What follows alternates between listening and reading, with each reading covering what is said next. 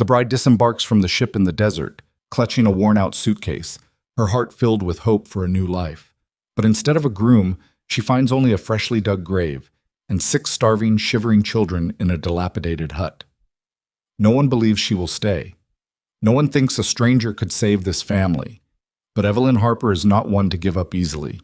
Today's story will bring tears to your eyes. Watch until the end. Like and comment with the name of the city you're watching to let me know where the story is going, and subscribe to the channel so you don't miss the next stories. The train was 4 hours late, and Evelyn Harper had chewed her thumbnail down to the quick by the time the locomotive groaned into Dalton Springs. She stood before anyone else, smoothing the wrinkles from a dress she'd pressed 3 times in as many days, and grabbed the handle of her suitcase, a battered leather thing her mother had carried out of Baltimore 20 years ago. The clasp was broken. She'd tied it shut with a strip of cotton torn from a pillowcase. The platform, if you could call it that, was nothing more than warped planks laid over mud. 2 men sat on overturned crates near a water barrel, watching her step down like she was something the train had coughed up by accident. Neither stood, neither spoke. A hand-painted sign nailed to a post read, "Dalton Springs," in letters that had faded almost past reading, and beyond it stretched a single dirt road flanked by squat wooden buildings that looked exhausted just from standing. Evelyn set her suitcase down and looked both ways. Nobody was waiting for her. She'd expected that, or told herself she had. The letters from Thomas Granger had been warm but sparse. A widower running cattle on 300 acres, raising children alone, looking for a woman willing to share the work and the life. He'd written that the country was hard but honest, that the children needed a mother more than he needed a wife, though he hoped for both. He'd sent money for the train ticket folded inside the last letter, and Evelyn had read that letter so many times the creases had worn through. She pulled it from her coat pocket now and unfolded it carefully, checking the instructions. "I will meet you at the station or send someone if I cannot come myself. Look for a man in a brown hat driving a buckboard. No buckboard. No brown hat. Just those 2 men on their crates and a dog sleeping in a patch of sunlight near the feed store." "Excuse me," Evelyn said, approaching the closer of the 2 men. He was older, with sun-cracked skin and a beard that needed attention. "I'm looking for Thomas Granger. He was supposed to meet me here." The man looked at his companion. His companion looked at the ground. "Ma'am," the older one said, and the way he said it, slow, careful, like he was handling something breakable, made the bottom drop out of her stomach before he finished the sentence. "Tom Granger's dead." Evelyn didn't move. The words sat between them like a stone dropped into still water. "Dead," she repeated.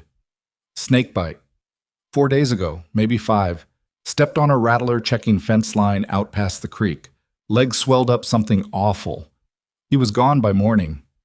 Evelyn looked down at the letter in her hand. The ink was smudged where her thumb had pressed against it during the journey. She folded it again and put it back in her pocket, her fingers shaking in a way she couldn't quite control. "The children," she said. "He wrote about children." 6 of them. The man scratched his jaw. 7 if you count the baby. Little one can't be more than 10 months. Tom's sister-in-law was supposed to come collect them, but nobody's heard a word. The oldest girl's been managing, if you can call it that." "Managing how?" "Barely." He spat into the dust. "Cabin's about 9 miles northeast, back in the draws where the creek cuts through. Road's rough. You a relative?" "No, I'm—" She stopped. What was she? Not a widow, not a fiancée exactly. She was a woman who'd answered an advertisement in a newspaper, exchanged a handful of letters with a stranger, and traveled 1,100 miles to marry a man she'd never met. And now that man was in the ground, and she was standing on a crooked platform in a town she couldn't find on a map, holding a suitcase tied shut with a strip from a pillowcase. "I was supposed to marry him," she said quietly.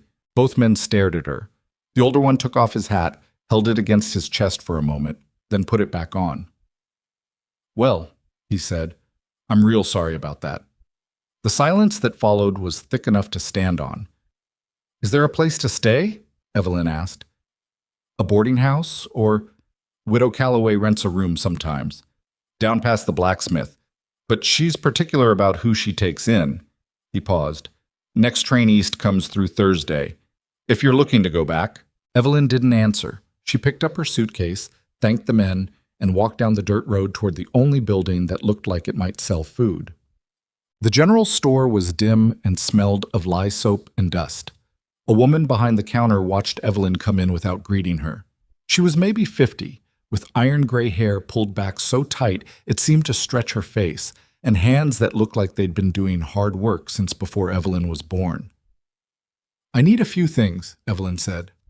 "Flour, if you have it, salt, whatever dried meat you've got." "You the mail-order bride?" Evelyn felt heat rise in her cheeks. "I'm Evelyn Harper, Martha Pruitt. I run this store with my husband when he's sober enough to lift a crate." She didn't smile when she said it. "Heard about Tom Granger. Shame.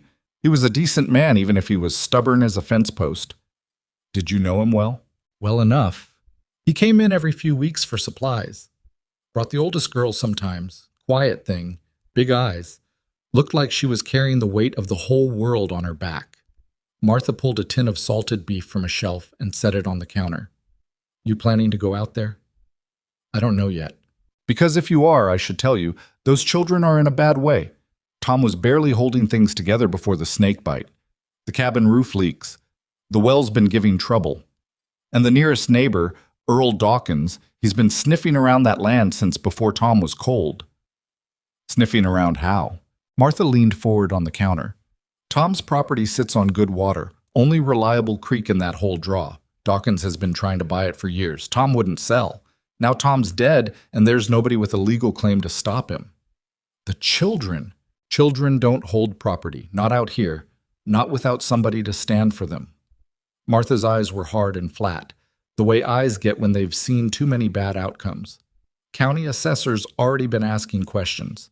If nobody steps in, those kids get scattered to whoever'll take them, and Dawkins gets the land for back taxes.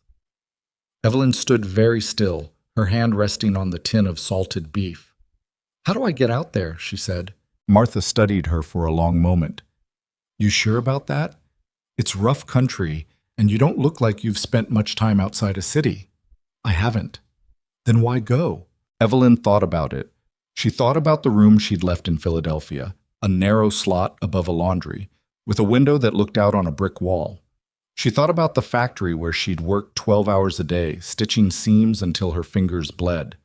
She thought about the newspaper advertisement she'd answered on a cold Tuesday night when the loneliness had gotten so heavy she could barely breathe. "Widower with children seeks capable woman willing to share frontier life. Must be honest, hardworking, and unafraid of difficulty." She'd read that last line over and over. Unafraid of difficulty. As if difficulty were something you could choose to be afraid of or not, rather than something that simply arrived and sat on your chest until you either got up or stopped breathing. "Because those children are hungry," Evelyn said, "and I have food." Martha looked at her the way you look at someone who's about to walk into a burning building. Then she reached under the counter and pulled out a burlap sack. "I'll put together what I can. You'll need more than what you can pay for, so don't argue with me about it. My husband's got a mule cart out back. He can take you as far as the fork in the road. After that, you're walking." "Thank you." "Don't thank me yet. You haven't seen the place." The ride out of Dalton Springs took the better part of 2 hours, and Martha's husband, a slouching man named Orrin, who smelled like sour mash and spoke in monosyllables, dropped her at a fork where the road split into 2 rutted tracks, disappearing into dense brush. "Left one," he said, pointing. "Follow the creek about 3 miles. You'll smell the place before you see it." "Smell it? Goats." "Tom kept goats." He scratched the back of his neck, or what's left of him. He turned the cart around without another word, and Evelyn stood alone at the fork with her suitcase in one hand and the burlap sack of supplies over her shoulder. The sun was dropping toward the ridge, throwing long shadows across the brush. Something moved in the scrub, a rabbit maybe, or something she didn't want to think about. She adjusted the sack and started walking. The track was worse than anything she'd imagined. Deep ruts from old wagon wheels had dried into hard ridges that turned her ankles. Thorny bushes crowded in from both sides, catching her dress and scratching her arms. She stepped over a snakeskin shed in the middle of the path and felt her pulse jump, thinking about what had killed Thomas Granger. After about 2 miles, the brush opened up and she could see the creek, a thin line of water cutting through a wide, flat draw surrounded by low hills. And there, set back from the creek in a clearing of packed dirt and dead grass, was the cabin. It was smaller than she'd expected. One room, maybe two, built from rough-cut logs with a roof made of split shakes, several of which were missing. A lean-to on the side served as a stable or storage, she couldn't tell which. The front door hung slightly open, and a thin ribbon of smoke rose from a chimney made of stacked stones and mud. In the yard, if you could call the patch of bare dirt a yard, 3 goats stood in a crooked pen made of branches and wire. A wooden bucket lay on its side near the well, and sitting on the ground near the front door, her knees pulled up to her chest and her arms wrapped around them, was a girl. She was maybe 12. Thin in a way that wasn't natural. Her wrists looked like they might snap if you squeezed them. Her hair was dark and tangled, hanging in ropes over a dress that was more patches than original fabric. She watched Evelyn approach with eyes that held no curiosity, no hope, no fear. Just a flat, exhausted watchfulness, like an animal that had learned to expect nothing good. "Hello?" Evelyn said, stopping about 10 feet away. "My name is Evelyn Harper. Your father wrote to me." The girl didn't move. "He's dead." "I know. I heard in town. I'm sorry." "People keep saying that." The girl's voice was dry and cracked. "Sorry doesn't feed nobody." Evelyn set the burlap sack down on the ground. "No, it doesn't. But this might. There's flour in here, and salt, and dried beef. Some cornmeal, a few cans of beans." The girl's eyes moved to the sack. For just a moment, something flickered across her face. Hunger, raw and undisguised, before she pulled it back behind that flat expression. "I'm Nettie," the girl said. "I'm the oldest." "How many of you are there, Nettie?" 7. Josiah's 10, then the twins. That's Cora and Clara, they're 8. Then Micah, he's 6, and Phoebe's 4. And the baby, she paused. "Baby's name is Pearl. She cries a lot. I don't always know what to do about it." "When did you all eat last?" Nettie looked away. A muscle in her jaw worked. "There's some cornmeal left. I've been stretching it, making it thin." "How thin?" "Water with some meal stirred in. The little ones don't complain much anymore." She said it matter-of-factly, the way you'd report the weather. "Goats are still giving some milk, but not enough." Evelyn felt something crack open inside her chest. A feeling she didn't have a name for, bigger than pity, sharper than sadness. She picked up the sack and walked past Nettie toward the cabin door. "Can I come in?" Nettie stood slowly, unfolding her thin frame like a person twice her age. "It's not clean. I've been trying, but I'm not here to judge your housekeeping." The inside of the cabin stopped Evelyn in her tracks. It was one large room with a loft above, accessible by a rough ladder. A stone fireplace took up most of one wall with a small fire burning low. The floor was packed earth, swept but uneven. A table made of planks sat in the center with 2 benches on either side. And against the far wall, 3 straw mattresses were laid end to end, covered with blankets so thin you could see through them. 5 children were in the room. A boy, Josiah, she guessed, sat on one of the benches whittling a stick with a knife that looked too big for his hands. 2 identical girls sat cross-legged on a mattress, their heads leaning together, whispering. A smaller boy was curled up near the fire, his thumb in his mouth, staring at nothing. And a little girl with tangled blonde hair was standing in the corner holding a rag doll with no face, watching Evelyn with huge, solemn eyes. In a wooden crate near the fireplace, padded with rags and what looked like a piece of sheepskin, a baby lay sleeping. Her breathing was shallow and fast, too fast, and her skin had a grayish tinge that made Evelyn's stomach tighten. "She's been like that for 2 days," Nettie said from behind her. "I don't know if she's sick or just hungry." Evelyn knelt beside the crate and touched the baby's forehead. Warm, but not burning. She looked at the infant's mouth, dry, lips cracked, dehydrated. She'd seen it in the tenements back in Philadelphia, where babies died every summer from nothing more complicated than not getting enough water. "I need clean water," Evelyn said, "and a clean cloth, and whatever milk those goats can give." "Josiah," Nettie said sharply. The boy looked up from his whittling. "Get water. Clean the bucket first." The boy stood without arguing, took the bucket from the corner, and went out. Evelyn noticed he moved with a slight limp, favoring his left leg. But she didn't ask about it. She turned to the supplies and started unpacking. Flour, cornmeal, salt, the tin of dried beef, 3 cans of beans, a small bag of sugar, and a bottle of molasses Martha had tucked in at the last moment. Not much. Not nearly enough for 7 children. But it was something. "Nettie, do you have a pot? Something I can cook in?" "There's a kettle. Pa used it for everything." The kettle was blackened and dented, but serviceable. Evelyn filled it with the water Josiah brought, checked it clear enough, and set it over the fire. She mixed cornmeal with water and a little salt, making it thick this time, not the watered-down slurry Nettie had been stretching for days. She added a spoonful of molasses. The twins came to this table without being called, drawn by the smell. The small boy, Micah, detached himself from the fireside and crept closer. Even the little girl with the faceless doll edged forward. Evelyn served them in whatever she could find: tin cups, a cracked bowl, a plate with a chip out of the rim. She gave Nettie a full portion first. "Eat," she said. "Before you take care of anyone else, eat." Nettie looked at the bowl for a long moment. Then she sat down and ate, and Evelyn saw her hands shaking as she lifted the spoon. The children ate in silence. Not the comfortable silence of a family at peace, but the focused, desperate silence of hunger being answered. Micah finished his portion and looked at Evelyn with an expression that nearly broke her. Gratitude and terror mixed together, as if he expected the food to be taken away at any moment. "There's more," Evelyn said gently. "You can have more." She gave him another helping and another to the twins, and sat down beside the baby's crate with a rag dipped in goat's milk, letting tiny drops fall onto Pearl's cracked lips. The baby stirred, mouth working, and began to suck weakly at the cloth. "She's taking it," Nettie said from the table, and there was something in her voice, a wobble, a crack in the wall she'd built around herself, that told Evelyn this girl had been carrying more weight than any child should ever have to carry. "She's taking it," Evelyn confirmed. "She's going to need small amounts, often, every hour or so for the next few days. You know about babies? I worked in a neighborhood in Philadelphia where there were a lot of babies and not enough of anything else. You learn." Nettie was quiet for a moment. Then, "You were supposed to marry Pa." "Yes." "And now he's dead." "Yes." "So why are you here?" Evelyn wrung out the rag and dipped it again.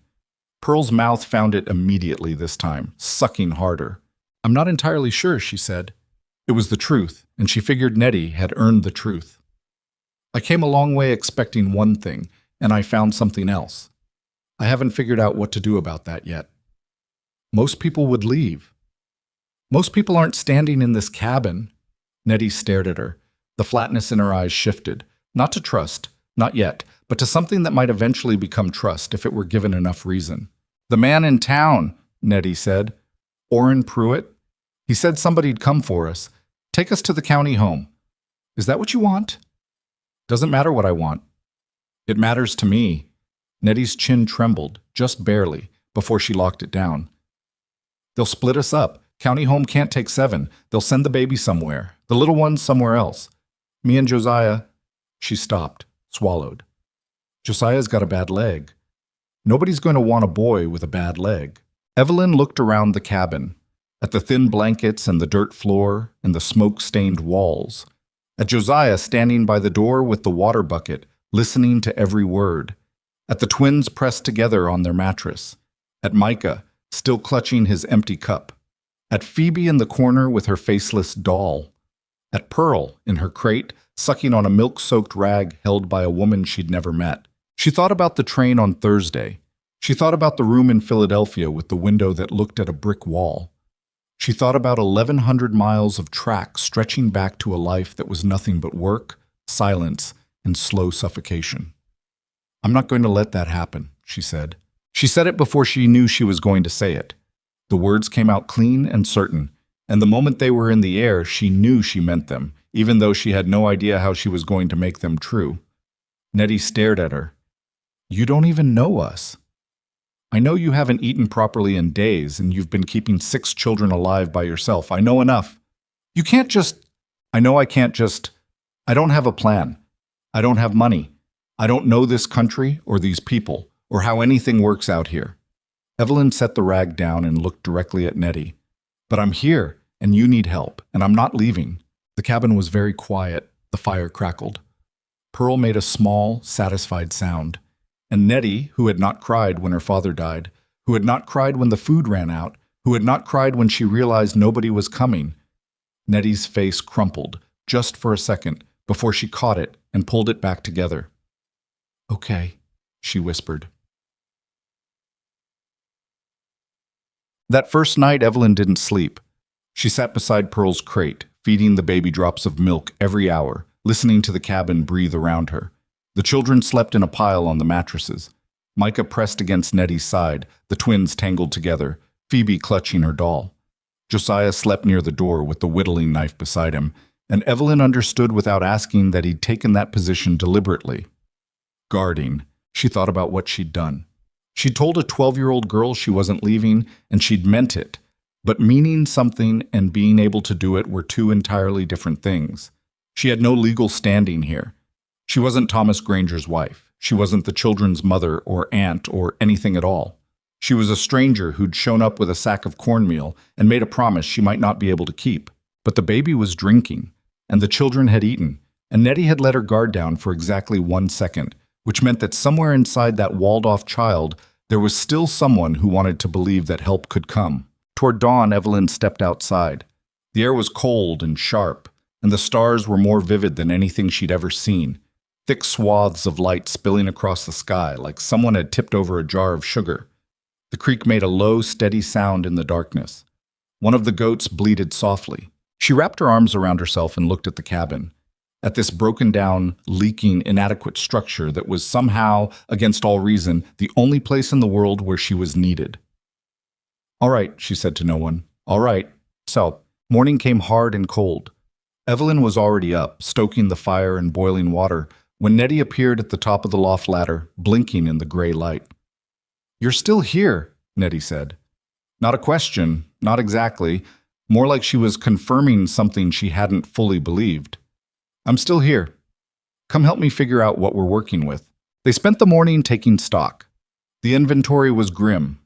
3 goats, 2 giving milk, 1 dry. A chicken coop with 4 hens producing 2 or 3 eggs a day.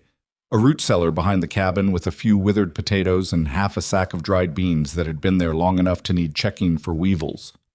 A smokehouse that was empty. Tools in the lean-to, an axe, a saw, a shovel, a hammer with a cracked handle. A rifle hanging above the fireplace with 6 cartridges. "Pa used to hunt," Josiah said. He'd followed them through the entire inventory, his face serious. "Deer mostly, some rabbit. He taught me to shoot, but..." He glanced at his leg. "What happened to your leg?" "Horse threw me when I was 8. It didn't set right." He said it flat, the way Nettie reported everything, facts, without feeling. "I can walk fine. Running's harder. Can you shoot from a sitting position?" He looked at her, surprised. "I reckon so." "Then the leg doesn't matter much for hunting, does it?" Something shifted in his face. Not a smile. Josiah didn't seem like a boy who smiled often, but a loosening, like a knot that had been pulled too tight for too long. "No, ma'am. I reckon it doesn't." "Don't call me ma'am. My name's Evelyn." "Pa would have wanted us to mind our manners. Your father wanted someone who wasn't afraid of difficulty. Being called ma'am makes me feel old, and I'm not old enough for that yet." "Evelyn. Or Miss Harper, if you need something formal." "Yes, Miss Harper. Close enough." They worked through the day. Evelyn had Nettie show her the well. It was pulling water, but slowly, and the rope was frayed to the point of danger. She examined the cabin roof and counted 11 places where shakes were missing or broken. She looked at the fence line around the property, or what was left of it, and saw where posts had fallen and wire had been cut. "Cut?" she said, crouching beside a length of wire that had been cleanly snipped. "Pa said it was coyotes." Nettie's voice had a careful edge. "But coyotes don't cut wire."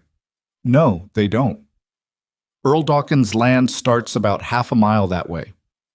Nettie pointed east. "Pa had words with him more than once. Dawkins said the creek was on his boundary. Pa said it wasn't. They never settled it." Evelyn looked east toward the low hills. She couldn't see anyone, but she had the feeling, irrational maybe, or maybe not, that someone was watching. Has Dawkins been around since your father died? Not himself, but I've seen riders, up on the ridge, just sitting there, watching. Nettie's jaw tightened. 2 days after Pa died, 3 of our chickens went missing. Then a goat, the one that was giving the most milk. Did you tell anyone? Who would I tell? Evelyn stood up and looked at the cut wire, the distant ridge, the broken fence. She thought about what Martha Pruitt had said. Dawkins has been sniffing around that land since before Tom was cold. We're going to fix this fence, Evelyn said, and we're going to do it where people can see us doing it. Why? Because a fence says somebody lives here, and right now, somebody does. The days that followed blurred together into a rhythm of exhaustion and small victories. Evelyn discovered that she knew almost nothing about frontier life. She couldn't milk a goat without getting kicked, couldn't split firewood without nearly removing a toe, couldn't tell the difference between a track left by a rabbit and one left by a fox. But she could learn. She'd always been able to learn, and she attacked each new task with a grim, stubborn determination that left no room for embarrassment. Nettie became her teacher and reluctant partner. The girl knew more about running a homestead than most grown women, having been thrust into the role when her mother died giving birth to Pearl, and her father began the slow collapse that followed. She showed Evelyn how to milk the goats without losing a finger, how to bank the fire at night so it would last until morning, how to stretch a meal to feed 7 when there was really only enough for 3. They didn't become friends. Nettie wouldn't allow that, not yet. She kept a wall between herself and Evelyn, thick and deliberate, testing every word and gesture for signs of deceit. She answered questions with the minimum number of words. She did not smile. She did not touch. But she watched. Evelyn could feel those dark eyes following her through every task, measuring her, weighing her against every adult who had promised something and failed to deliver. It was like being evaluated by a much older, much more skeptical person trapped in the body of a child. You burned the beans, Nettie said one evening, standing in the doorway with her arms crossed. I burned the beans, Evelyn agreed, scraping the blackened mess from the bottom of the kettle. You put the fire too high. I know that now. Pa never burned the beans. Evelyn looked up from the kettle. Well, your father had years of practice, and I've had 4 days, so I'm going to burn some beans. And probably some other things too. And we're going to eat them anyway, because there's nothing else. Nettie's arms stayed crossed, but the corner of her mouth twitched. It wasn't a smile, but it was the closest thing to one Evelyn had seen from her. Josiah, meanwhile, had taken Evelyn's comment about shooting from a sitting position as something close to a challenge. He began going out at dawn with the rifle, positioning himself near a game trail Nettie showed him, and waiting. On the 3rd morning, he came back dragging a rabbit by the ears, his face flushed with a complicated mix of pride and grief. Pride that he'd done it, grief that his father wasn't there to see.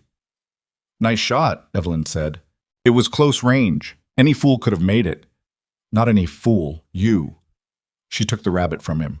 Now, does anyone know how to clean one of these? Because I absolutely do not. Nettie cleaned it, showing Evelyn each step with the clinical detachment of someone who'd been doing it for years. The twins watched from a safe distance, Cora making faces while Clara took mental notes. Micah refused to look. Phoebe talked to her faceless doll about it in a low, serious whisper. They ate rabbit stew that night, and it was the first real meal the children had had in what Evelyn guessed was weeks. Nobody spoke while they ate. The only sounds were spoons against the pot, and Pearl fussing in her crate until Evelyn picked her up and held her against her shoulder. The baby had improved. She was taking milk steadily now, and the grayish tinge had faded from her skin. She was still too small, too thin, but her eyes were brighter, and she'd begun to make the small exploratory sounds that babies make when they're discovering their own voices. She likes you, Phoebe said from the corner. It was the first time the little girl had spoken directly to Evelyn.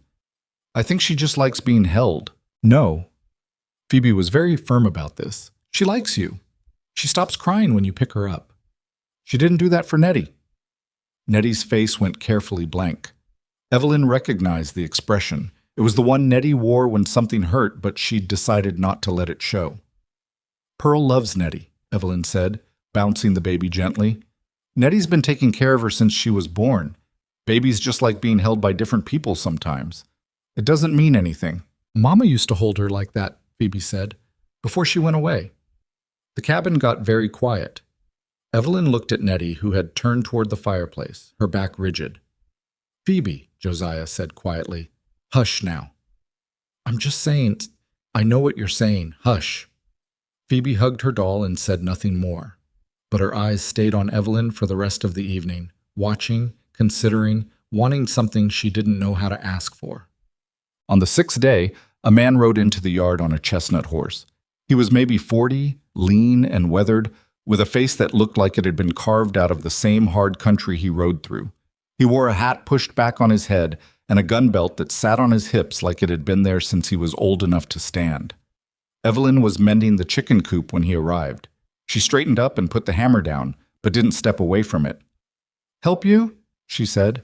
The man looked at the cabin, the yard, the children who had appeared in the doorway like a row of cautious faces at different heights. "I'm looking for whoever's in charge here."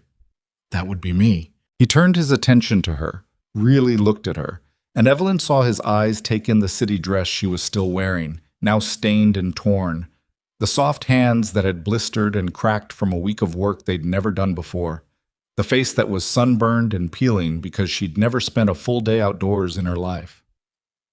"You're the bride," he said, not unkindly. "My name is Evelyn Harper, and you are?" "Silas Granger. Tom was my brother." The name hit her like a cold wind. She'd seen it in one of Tom's letters, a passing reference to a brother he hadn't spoken to in years. "Silas and I had words. He went his way. I doubt he'll come back." But here he was. "Mr. Granger," Evelyn said carefully, "the children have been asking about family. They were told someone might come. I came as fast as I could. I was working cattle up near the Bitterroot when word reached me." He dismounted and stood holding the reins, looking at the cabin with an expression Evelyn couldn't quite read. Guilt, maybe. Or regret. Something that had been left unfinished for too long. Uncle Silas? It was Josiah standing in the doorway. The boy's face was a complicated geography of hope and suspicion. "Josiah," Silas nodded. "You've gotten tall. You haven't been here in 3 years." "I know. Pa said you weren't coming back." "Your pa said a lot of things." Silas glanced at Evelyn. "Can I come in?" She stepped aside and Silas ducked through the low doorway into the cabin. She heard the murmur of children's voices, Phoebe asking who the man was, the twins whispering, Nettie's silence louder than any of it. Evelyn stayed outside. She picked up the hammer and went back to mending the chicken coop, listening to the sounds from inside the cabin and trying to figure out what Silas Granger's arrival meant for the children, for the land, for her tenuous, improvised place in this broken-down household. When he came out 20 minutes later, his face was drawn. "Those children are half-starved," he said. "They were worse when I got here." "And you just, what, showed up and started feeding them?" "More or less." He stared at her for a long moment. Then he reached into the saddlebag on his horse and pulled out a bundle wrapped in oilcloth. Inside were papers, letters, a legal-looking document with a seal, and something that looked like a hand-drawn map. "Tom wrote me a letter before he died. Got it 2 weeks after he was already in the ground. You know how the mail is out here. In it, he said he'd arrange for a woman to come from back east, a wife. He said if anything happened to him, the woman should have the place, on condition that she kept the children." Evelyn took the papers. Her hands were shaking. She read the letter. Tom's handwriting, familiar from the letters he'd sent her, shaky now, written by a man who probably already felt the snake venom working through his body. If the bride comes, she should have the house and the land. She should keep the children. I have asked her to be their mother, and she agreed. I trust her more than I trust any of my kin, and I include you in that, brother. Evelyn folded the letter and held it against her chest. "He didn't know me," she said quietly. "We'd only exchanged letters. He was a good judge of character, stubborn and wrong about plenty of things, but he could read people." Silas took his hat off and held it. "The document there, that's a will. It's not filed anywhere official, and I don't know if it'd hold up in a courtroom, but it says what Tom wanted." "What do you want?" Evelyn asked. "You're his brother. You have a blood claim." Silas put his hat back on. "I want those children taken care of.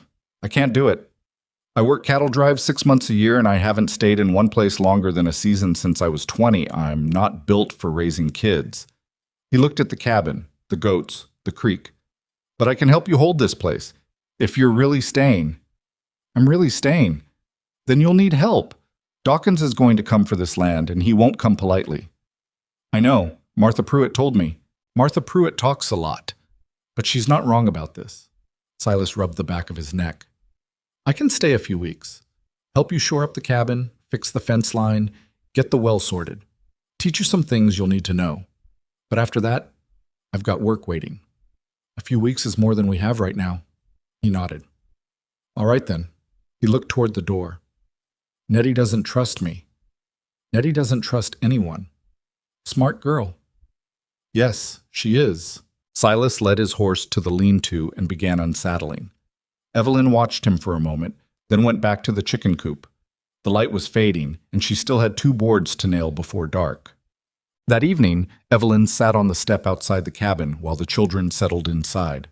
Silas had made his bedroll in the lean-to. He wouldn't sleep under the same roof without a proper arrangement, he said, and she was grateful for the boundary.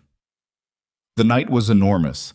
Stars poured across the sky, and the creek made its steady, tireless sound. The goats were quiet. Somewhere in the hills a coyote howled and another answered. Evelyn pulled Tom's letter from her pocket and read it again in the starlight. I trust her more than I trust any of my kin. A dead man's faith in a woman he'd never met, staked on a handful of letters, and a need so desperate it had overridden every reasonable caution. She thought about what she'd done. She'd left behind everything, not that there was much, on the strength of an advertisement and a train ticket. She'd arrived to find a dead man and living children. She'd stayed because leaving felt impossible, even though staying felt impossible too.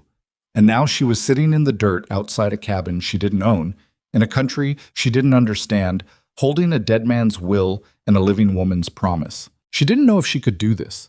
She didn't know if the will would hold. She didn't know if Dawkins would come, or the county assessor, or some other force she couldn't foresee. She didn't know if Nettie would ever trust her, or if Pearl would thrive, or if the food would last until she could figure out how to grow or hunt more. But she knew one thing. She knew what it felt like to be alone and hungry and out of choices, and she knew that the children inside that cabin were all of those things. And she knew, not as a thought, but as a feeling lodged deep in her ribs like a bone that had healed wrong, that she was not going to leave them.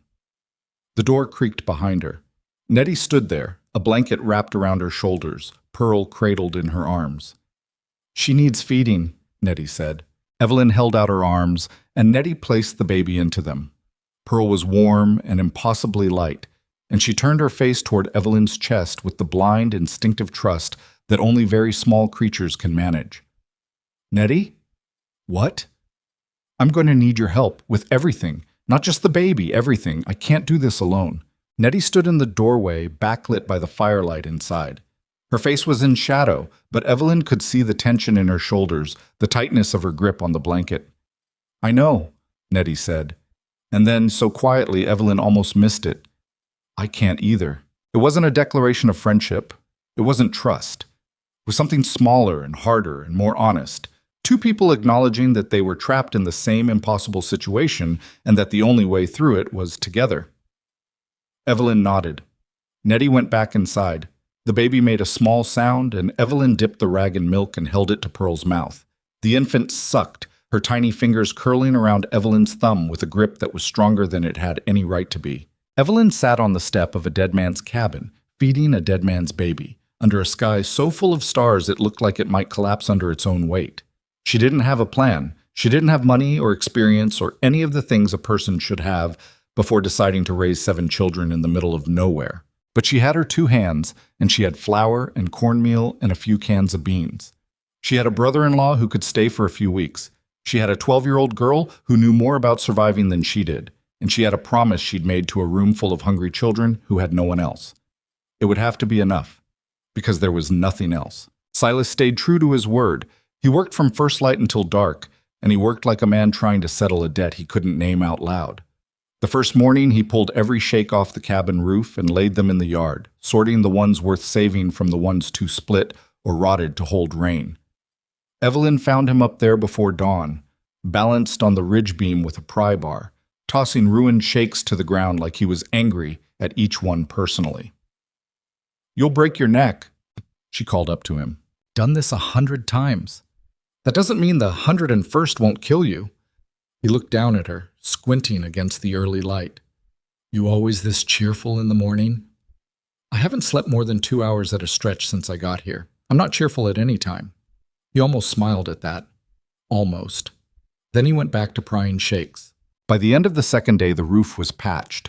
Not perfect, not even close, but solid enough that the next rain wouldn't soak the children's mattresses. Silas used timber he cut from deadfall along the creek, shaping rough shakes with the axe and fitting them into place with a carpenter's eye that surprised Evelyn. When she said so, he shrugged. Tom and I built this cabin 15 years ago, before his first wife. I know where every log sits because I put half of them there. He drove a nail with 2 hard swings. Should have come back sooner, should have checked on him. Why didn't you? He was quiet for a long time. Because we were both too proud and too stupid. He said things. I said things. The kind of things you can't take back even when you want to. He set the hammer down. Then years go by, and you tell yourself it doesn't matter anymore. And then somebody sends you a letter saying your brother's dead, and you realize it mattered the whole time. Evelyn didn't press. She'd learned something about frontier people in the short time she'd been here. They'd talk when they were ready, and pushing them only made them stop. The fence was a bigger job. Dawkins's men, or whoever had been cutting the wire, had done thorough work. Nearly a quarter mile of fence line was down on the eastern boundary. The posts pulled out or kicked over. The wire snipped and coiled in the brush like someone had been planning to haul it away. Silas walked the whole line with Josiah, the boy limping along beside him, pointing out each cut with the quiet authority of someone who'd been tracking the damage alone. This one's recent, Josiah said, touching a post that still showed fresh dirt at its base. Maybe 2 days ago. Silas crouched beside it and studied the ground. Boot prints, 2 men, maybe 3. They're not even trying to hide it. Why would they? Josiah said. Nobody's going to stop them. Silas looked at the boy and something passed between them. A recognition that they were the only males on this property and that the weight of that fell differently here than it did in places where the law showed up when you called for it. We're going to stop them, Silas said, starting today. They spent 3 days resetting posts and stringing wire. Evelyn helped, though her hands blistered so badly by the second day that Nettie made her wrap them in strips of cloth soaked in goat tallow. The twins carried tools. Micah sorted nails. Even Phoebe helped, handing wire to Silas with her small, serious hands, while her faceless doll watched from a fence post where she'd propped it up. On the third evening, as they were finishing the last stretch, 3 riders appeared on the eastern ridge. They sat their horses in a line, silhouetted against the setting sun, watching. They didn't come closer. They didn't leave. That's them, Nettie said. She'd come out to bring water and stood beside Evelyn with the bucket, her face expressionless. They come every few days, just watch. Silas straightened up and looked at the riders. Then he took the rifle from where he'd leaned it against a post and held it across his body, not aimed, not threatening, just visible. The riders sat for another minute. Then they turned their horses and disappeared over the ridge. Will they come back? Evelyn asked. Count on it, Silas said. That night, after the children were asleep, Silas and Evelyn sat on opposite sides of the fire, the cabin quiet except for Pearl's breathing and the occasional pop of a burning log. Silas had Tom's papers spread out on the table between them. Here's the problem, he said, keeping his voice low. Tom filed on this land under the Homestead Act. He met the requirements, lived here 5 years, improved the property, proved up the claim. The patent should be clear, but it was never recorded at the county seat. What does that mean? Means officially, on paper, this land belongs to nobody. Tom owned it in fact, but not in law. And Dawkins knows that. He's got connections at the county assessor's office, a man named Virgil Peck, who's been running the records for 20 years and knows every piece of unclaimed land in the territory. If Peck declares this parcel abandoned, Dawkins can file on it fresh. Can he do that? With us living here? He can argue there's no legal occupant. You're not Tom's widow. The children are minors. And He paused. I haven't been here in 3 years. I gave up any claim I might have had when I left. Evelyn looked at the will. Tom's shaky handwriting on rough paper, witnessed by nobody, filed nowhere. A dying man's wish, written in haste and hope, with no legal weight at all. So this is worthless, she said. Not worthless. It shows intent. If we can get it in front of a judge, A real judge, not a county lackey in Dawkins' pocket. It might matter. But getting to a judge means going to the territorial court in Helena, and that's a 4-day ride. Then we go to Helena. Silas shook his head. You can't leave the children, and I can't leave you here alone with Dawkins circling. If we both go, there'll be nothing to come back to. So we're stuck. For now. He gathered the papers and wrapped them in the oilcloth. I'll write to a lawyer I know in Bozeman. Man named Aldridge. He handled some cattle disputes for an outfit I worked for 2 years back. He's honest, or at least he was honest then. I'll ask him what our options are. And in the meantime? In the meantime, we hold. We fix this place up, we keep the children fed, and we make it clear to anyone who rides by that this land is occupied and defended. That's all we can do. Evelyn stared into the fire. The flames threw jumping shadows on the log walls, and she could see where the mud chinking between the logs had cracked and fallen away in places, letting thin blades of cold air slice into the room. Another thing to fix. The list was endless. Silas, can I ask you something? Go ahead. Why did you and Tom stop speaking? He was quiet for so long she thought he wasn't going to answer. Then he leaned back and rubbed his face with both hands, the way a man does when he's too tired to keep pretending. His first wife, Catherine, she was... He stopped, started again. I loved her before he did. We grew up together, all three of us. She picked Tom. That was the right choice. Tom was steady, reliable, the kind of man who could build something and hold it. I was the other kind. Restless. No good at staying, but it ate at me. And I said something stupid about it at their wedding, and Tom heard it, and that was that. What did you say? Doesn't matter now. It was ugly and small, and I regretted it before the words were done coming out of my mouth. But Tom, he held on to things. Once you crossed a line with him, he'd build a wall there and never take it down. Silas stared at the fire. Catherine died having Pearl. Tom wrote me about it. One line. Catherine's gone. The baby lived. That's all. I should have come then. I knew I should have come. But I told myself he didn't want me here, and I let that be enough. And now?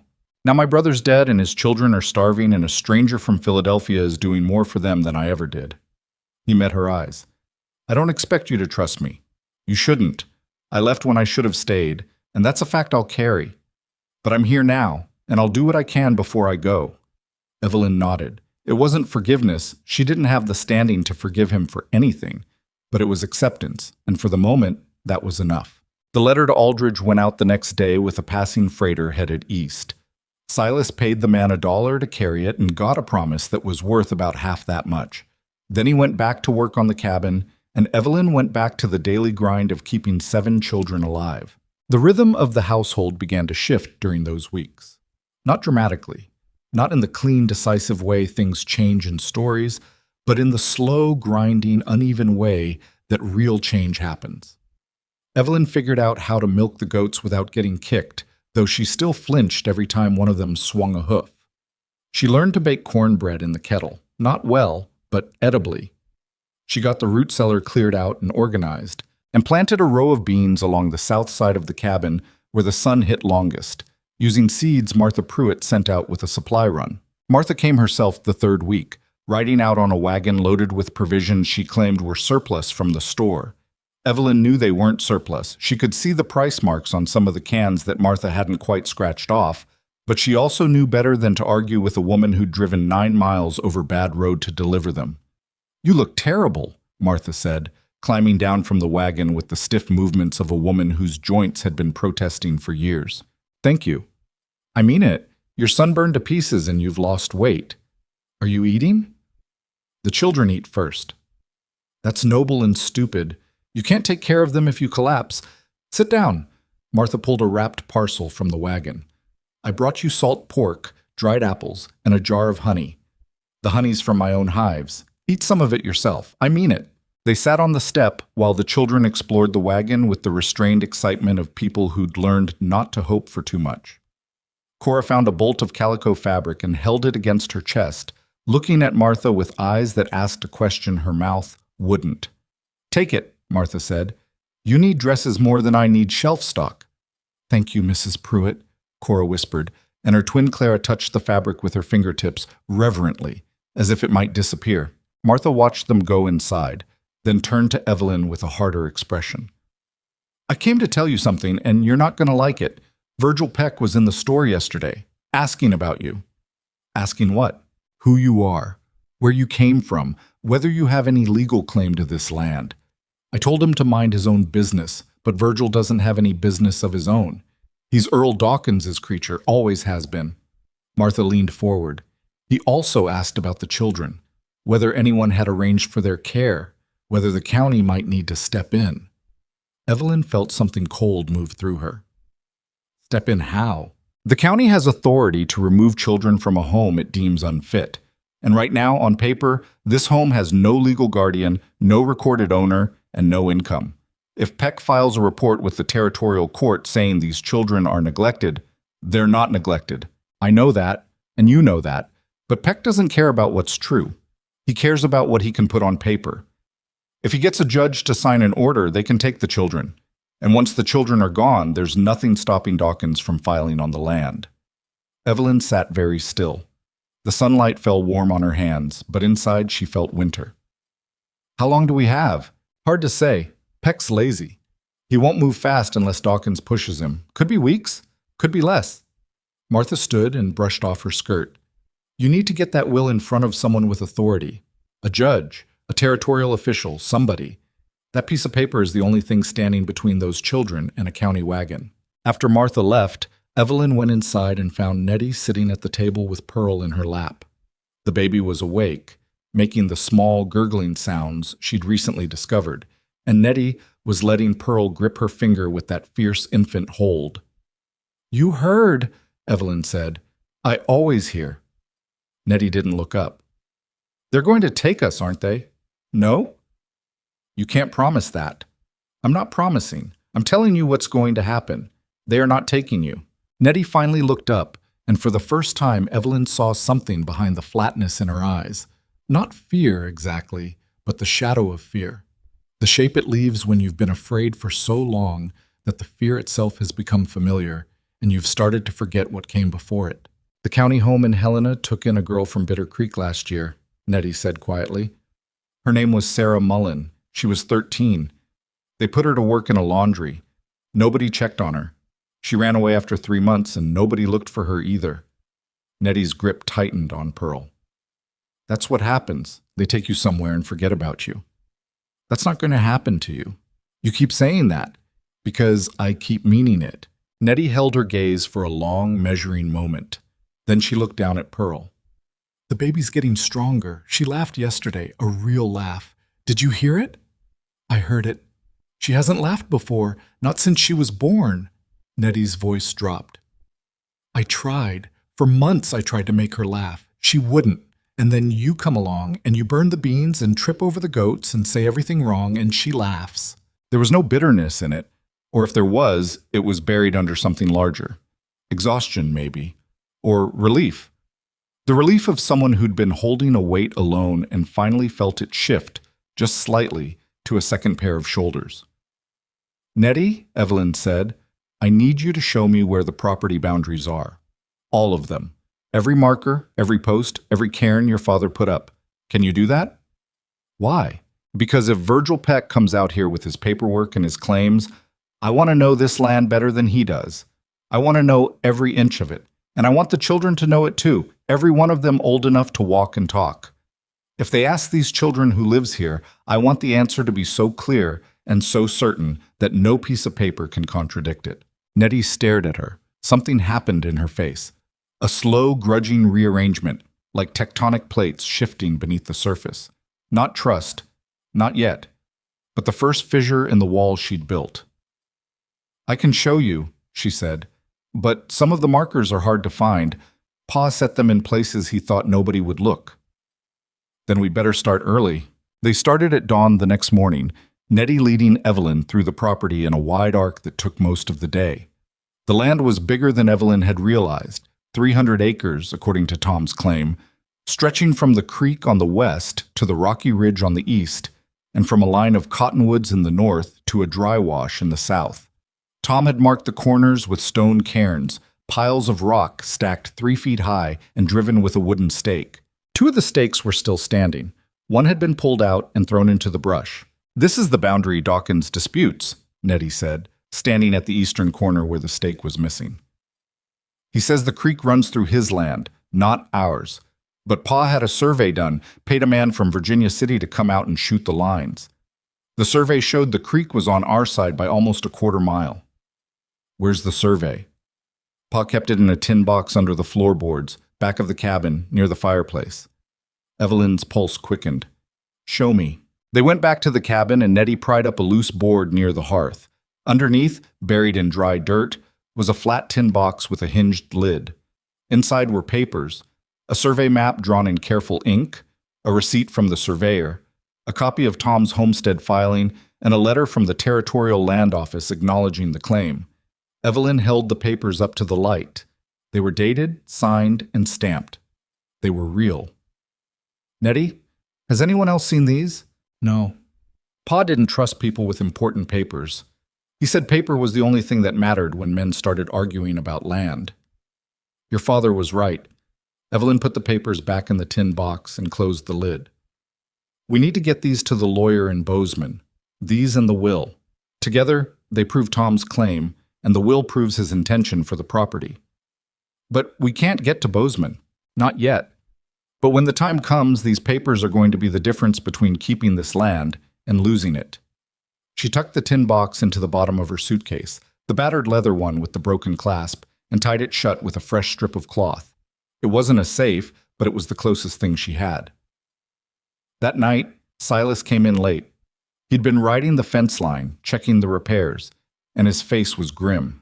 "They cut the wire again," he said. "Same section, same clean cuts." "How many times are they going to do this?" "As many times as it takes to make us give up." He set the rifle on the table. "I found something else. Boot prints near the creek, fresh ones, and the ground's been tramped down, like somebody was standing there a long time, looking at the cabin." Evelyn felt the cold move through her again. "They're watching us. They've been watching us. The difference is now they're getting closer."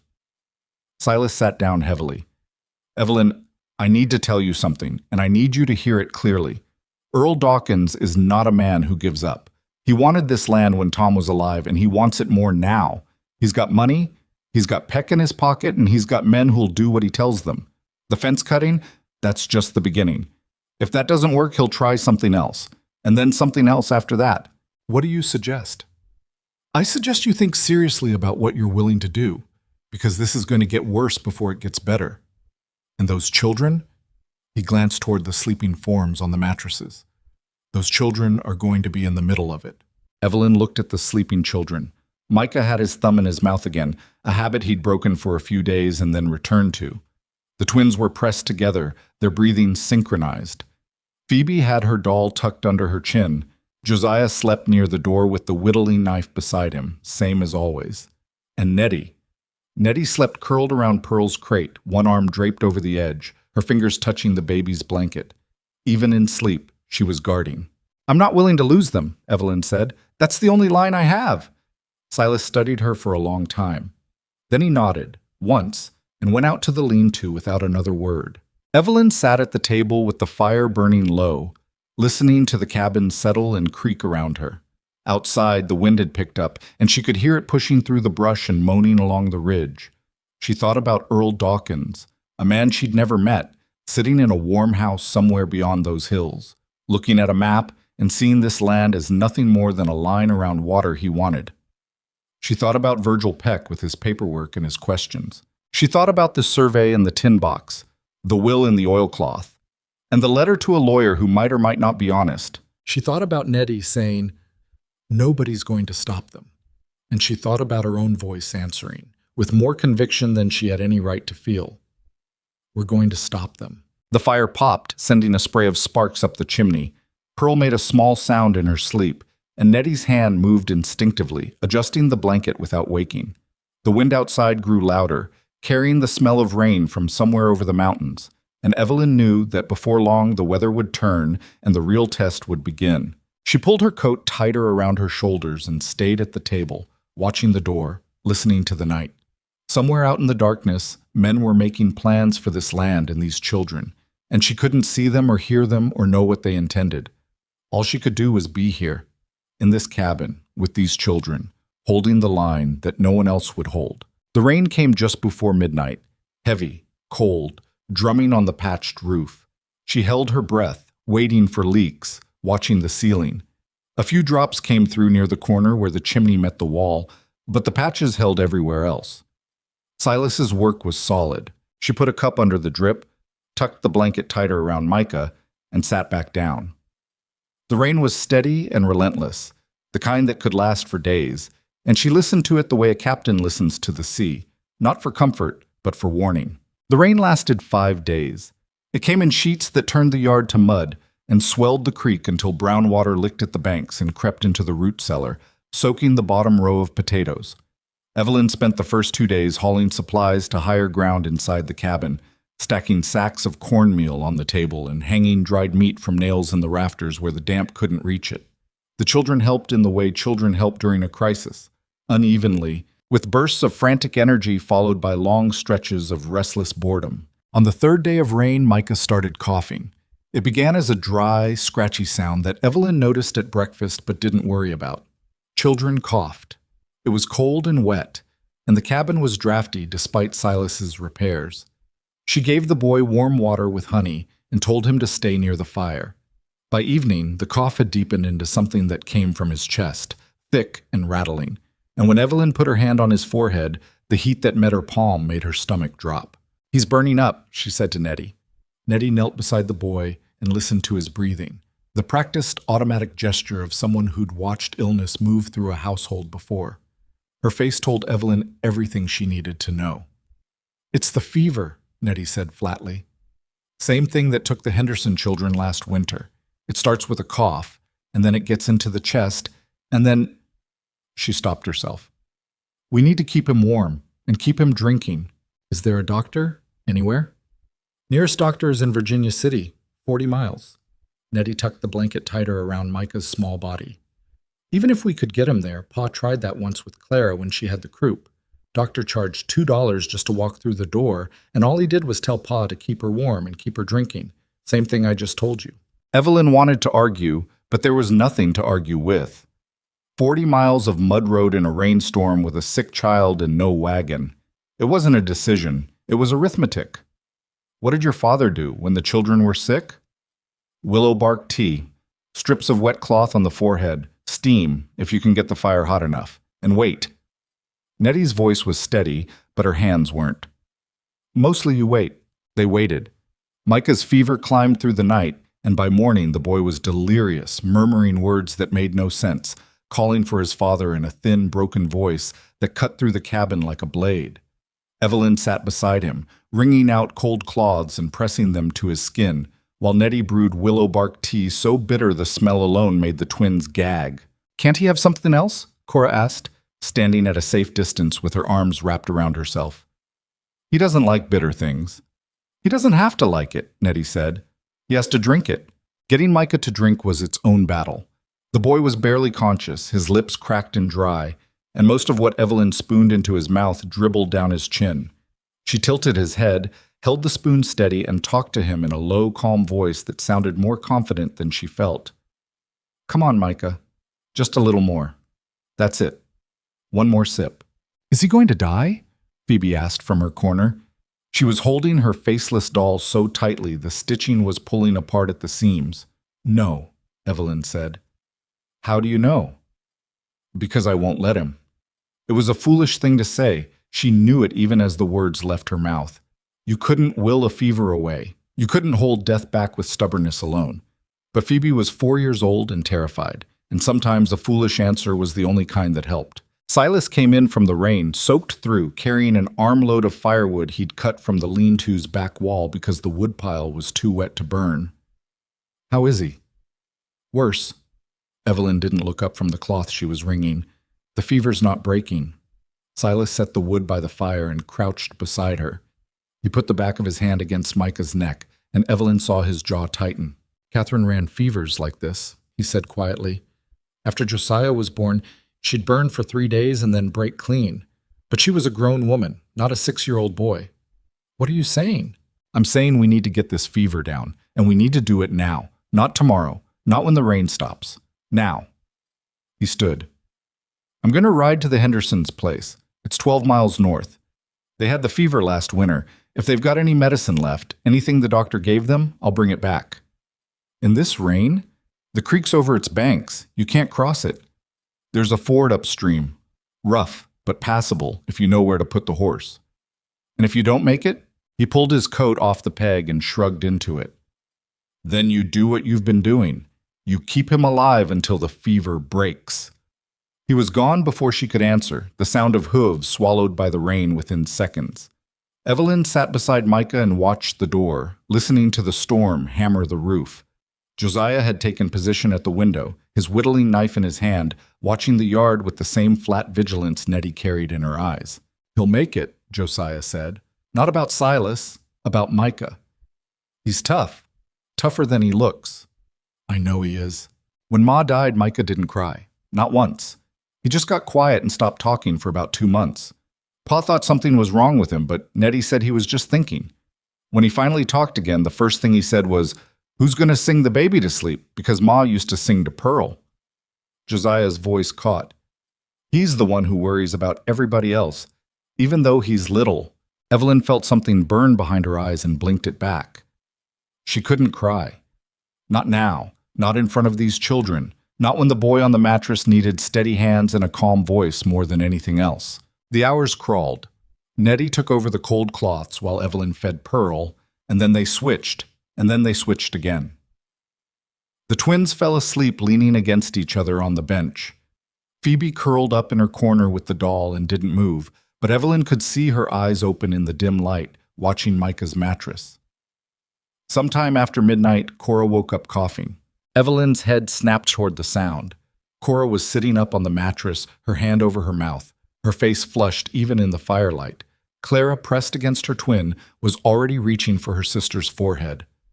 "She's hot," Clara whispered. "She's really hot." "No," Evelyn said. Just the word, just the denial, immediate and useless. She crossed the cabin and touched Cora's forehead, and the fever was there. Not as high as Micah's, not yet, but unmistakable. "It's spreading," Nettie said from across the room. Her voice was calm, but Evelyn could see her hands gripping the edge of the table, knuckles white. "We keep them separated." Clara moved to the other mattress. "Nettie, boil more water. We need more willow bark." "We're almost out." "Then we use what we have." By dawn, Clara was coughing too. Evelyn stood in the doorway of the cabin looking out at the rain and felt something she hadn't felt since arriving at this place. Not fear, which had been her constant companion, but despair. Real crushing despair, the kind that sits on your chest and whispers that nothing you do will matter because the outcome has already been decided by forces larger and more indifferent than you can imagine. 3 sick children, no medicine, no doctor, no Silas, and the rain wouldn't stop. She stood there for exactly 30 seconds.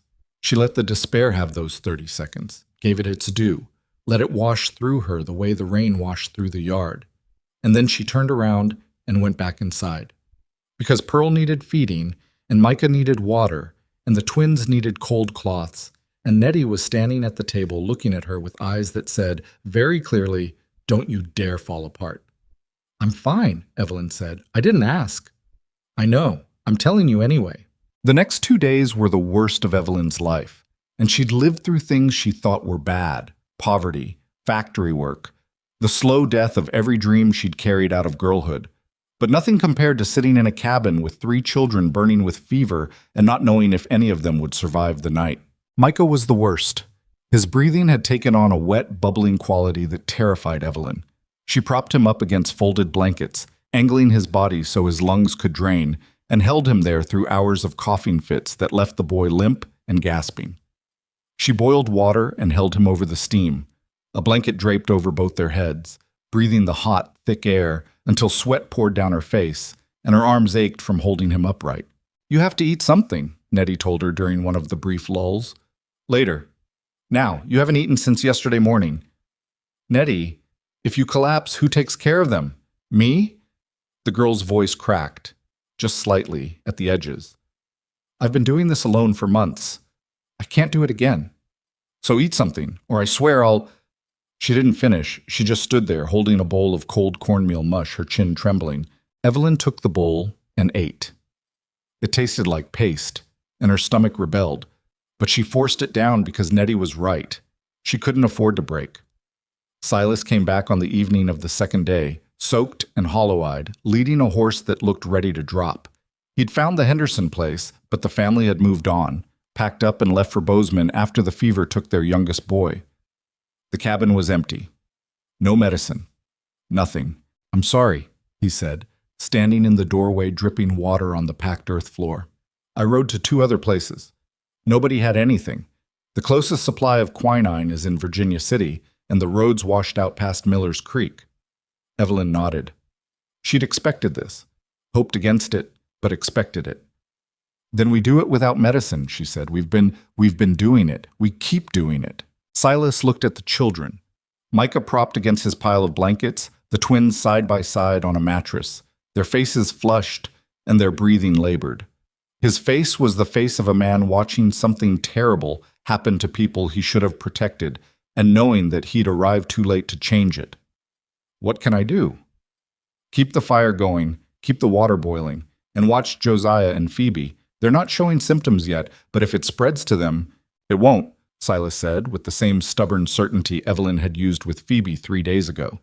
The same foolishness, the same necessity. They worked through the night in shifts, Evelyn and Nettie tending the sick children while Silas kept the fire roaring, and Josiah, who refused to sleep, boiled water and wrung out cloths with his jaw set and his bad leg aching from the damp. Nobody spoke except to give instructions or ask for supplies. The cabin smelled of sweat and willow bark and wet wool, and the rain drummed on the roof without stopping, without mercy, without end. Sometime before dawn, Micah's fever broke. Evelyn was holding him against her chest, rocking without thinking about it, when she felt the change, a sudden dampness spreading through his nightshirt as the sweat came, and then a loosening in his body, like a fist unclenching. His breathing steadied. The rattling in his chest softened to a wheeze, then to something approaching normal. She pressed her hand to his forehead, warm, but not burning, cooling. "Nettie," she said, and her voice came out rough, scraped raw from days of talking over the rain and the fire and the sick children's coughing. "Come feel this." Nettie crossed the room and touched Micah's forehead. Her hand stayed there for a long time. Then she pulled it away and pressed it against her own mouth, and Evelyn saw her shoulders shake once, a single violent shudder, before she locked it down. "The twins," Nettie said, her voice thick. "Check the twins." Cora's fever had dropped too, not broken, not yet, but lower than it had been. Clara was still burning, and Evelyn moved to her side, adjusting the cloths, spooning water between her lips, doing the same thing she'd been doing for days with the same exhausted, relentless determination. Clara's fever broke 6 hours later in full daylight, with the rain finally easing to a drizzle. And Cora followed by evening, waking from a deep sleep to ask, in a hoarse and bewildered voice, why everyone was staring at her. "Because you scared us half to death," Josiah said from the corner. And then he did something Evelyn had never seen him do. He put his head in his hands and cried. Silently, his shoulders heaving, his bad legs stretched out in front of him, crying the way boys cry when they've been brave for too long and can't hold it anymore. Nobody said anything. Nobody tried to comfort him. They just let him cry because some things need to be let out before they can be put away. Evelyn stepped outside into the wet air.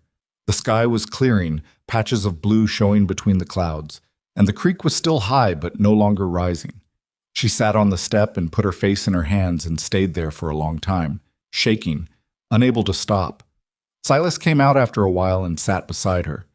He didn't say anything.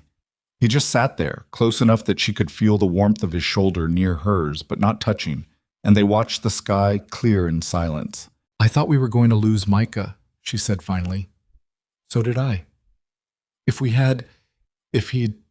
She couldn't finish. "But he didn't, and they didn't, and you didn't. It wasn't me. It was luck. Dumb luck and willow bark tea, and it was you sitting up for 3 straight nights holding a 6-year-old boy over a pot of steam. Don't call that luck." She wanted to argue. She wanted to point out that she'd done everything wrong, missed the early signs, run out of willow bark, failed to keep the children separated in time. But Silas wasn't wrong. She had sat up. She had held the boy. She had kept going when every rational part of her mind was screaming that she was in over her head and these children needed real help, not a factory seamstress from Philadelphia with blistered hands and no medical training. "I need to learn more," she said, "about treating fevers, about keeping them well, about everything. I don't know enough. Nobody knows enough. You do what you can and you live with the rest."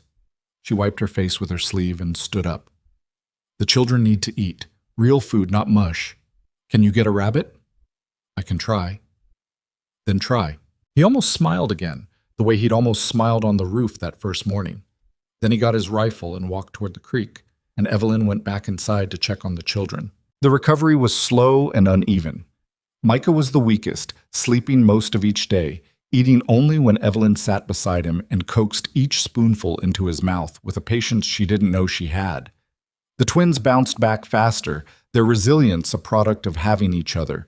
They whispered and held hands through the worst of it, and now that the fever had passed, they were restless and cranky and eager to get outside, which Evelyn took as the best possible sign. On the 5th day after the fevers broke, while Evelyn was hanging blankets on a line to dry in the first real sunshine they'd had in weeks, a wagon came down the track. Not from the direction of Dalton Springs, from the east. From Dawkins's side. Evelyn saw it coming from a distance and called Silas, who came out of the lean-to with the rifle already in his hands. Nettie appeared in the doorway, Pearl on her hip, her face shuttered. The wagon carried 2 men. One was driving, a thick, red-faced man in a store-bought suit that was absurdly out of place on this muddy track.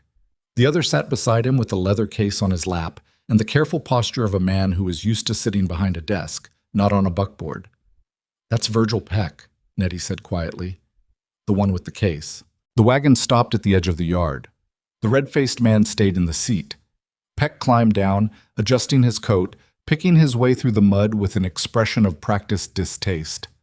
"Good morning," he said, smiling the way a man smiles when he knows something you don't. "I'm looking for the party currently occupying this property." "You're looking at her," Evelyn said. Peck studied her. His eyes moved from her face to the cabin to the children in the doorway to Silas standing with the rifle. He opened his leather case and pulled out a folded document. "My name is Virgil Peck. I represent the county assessor's office.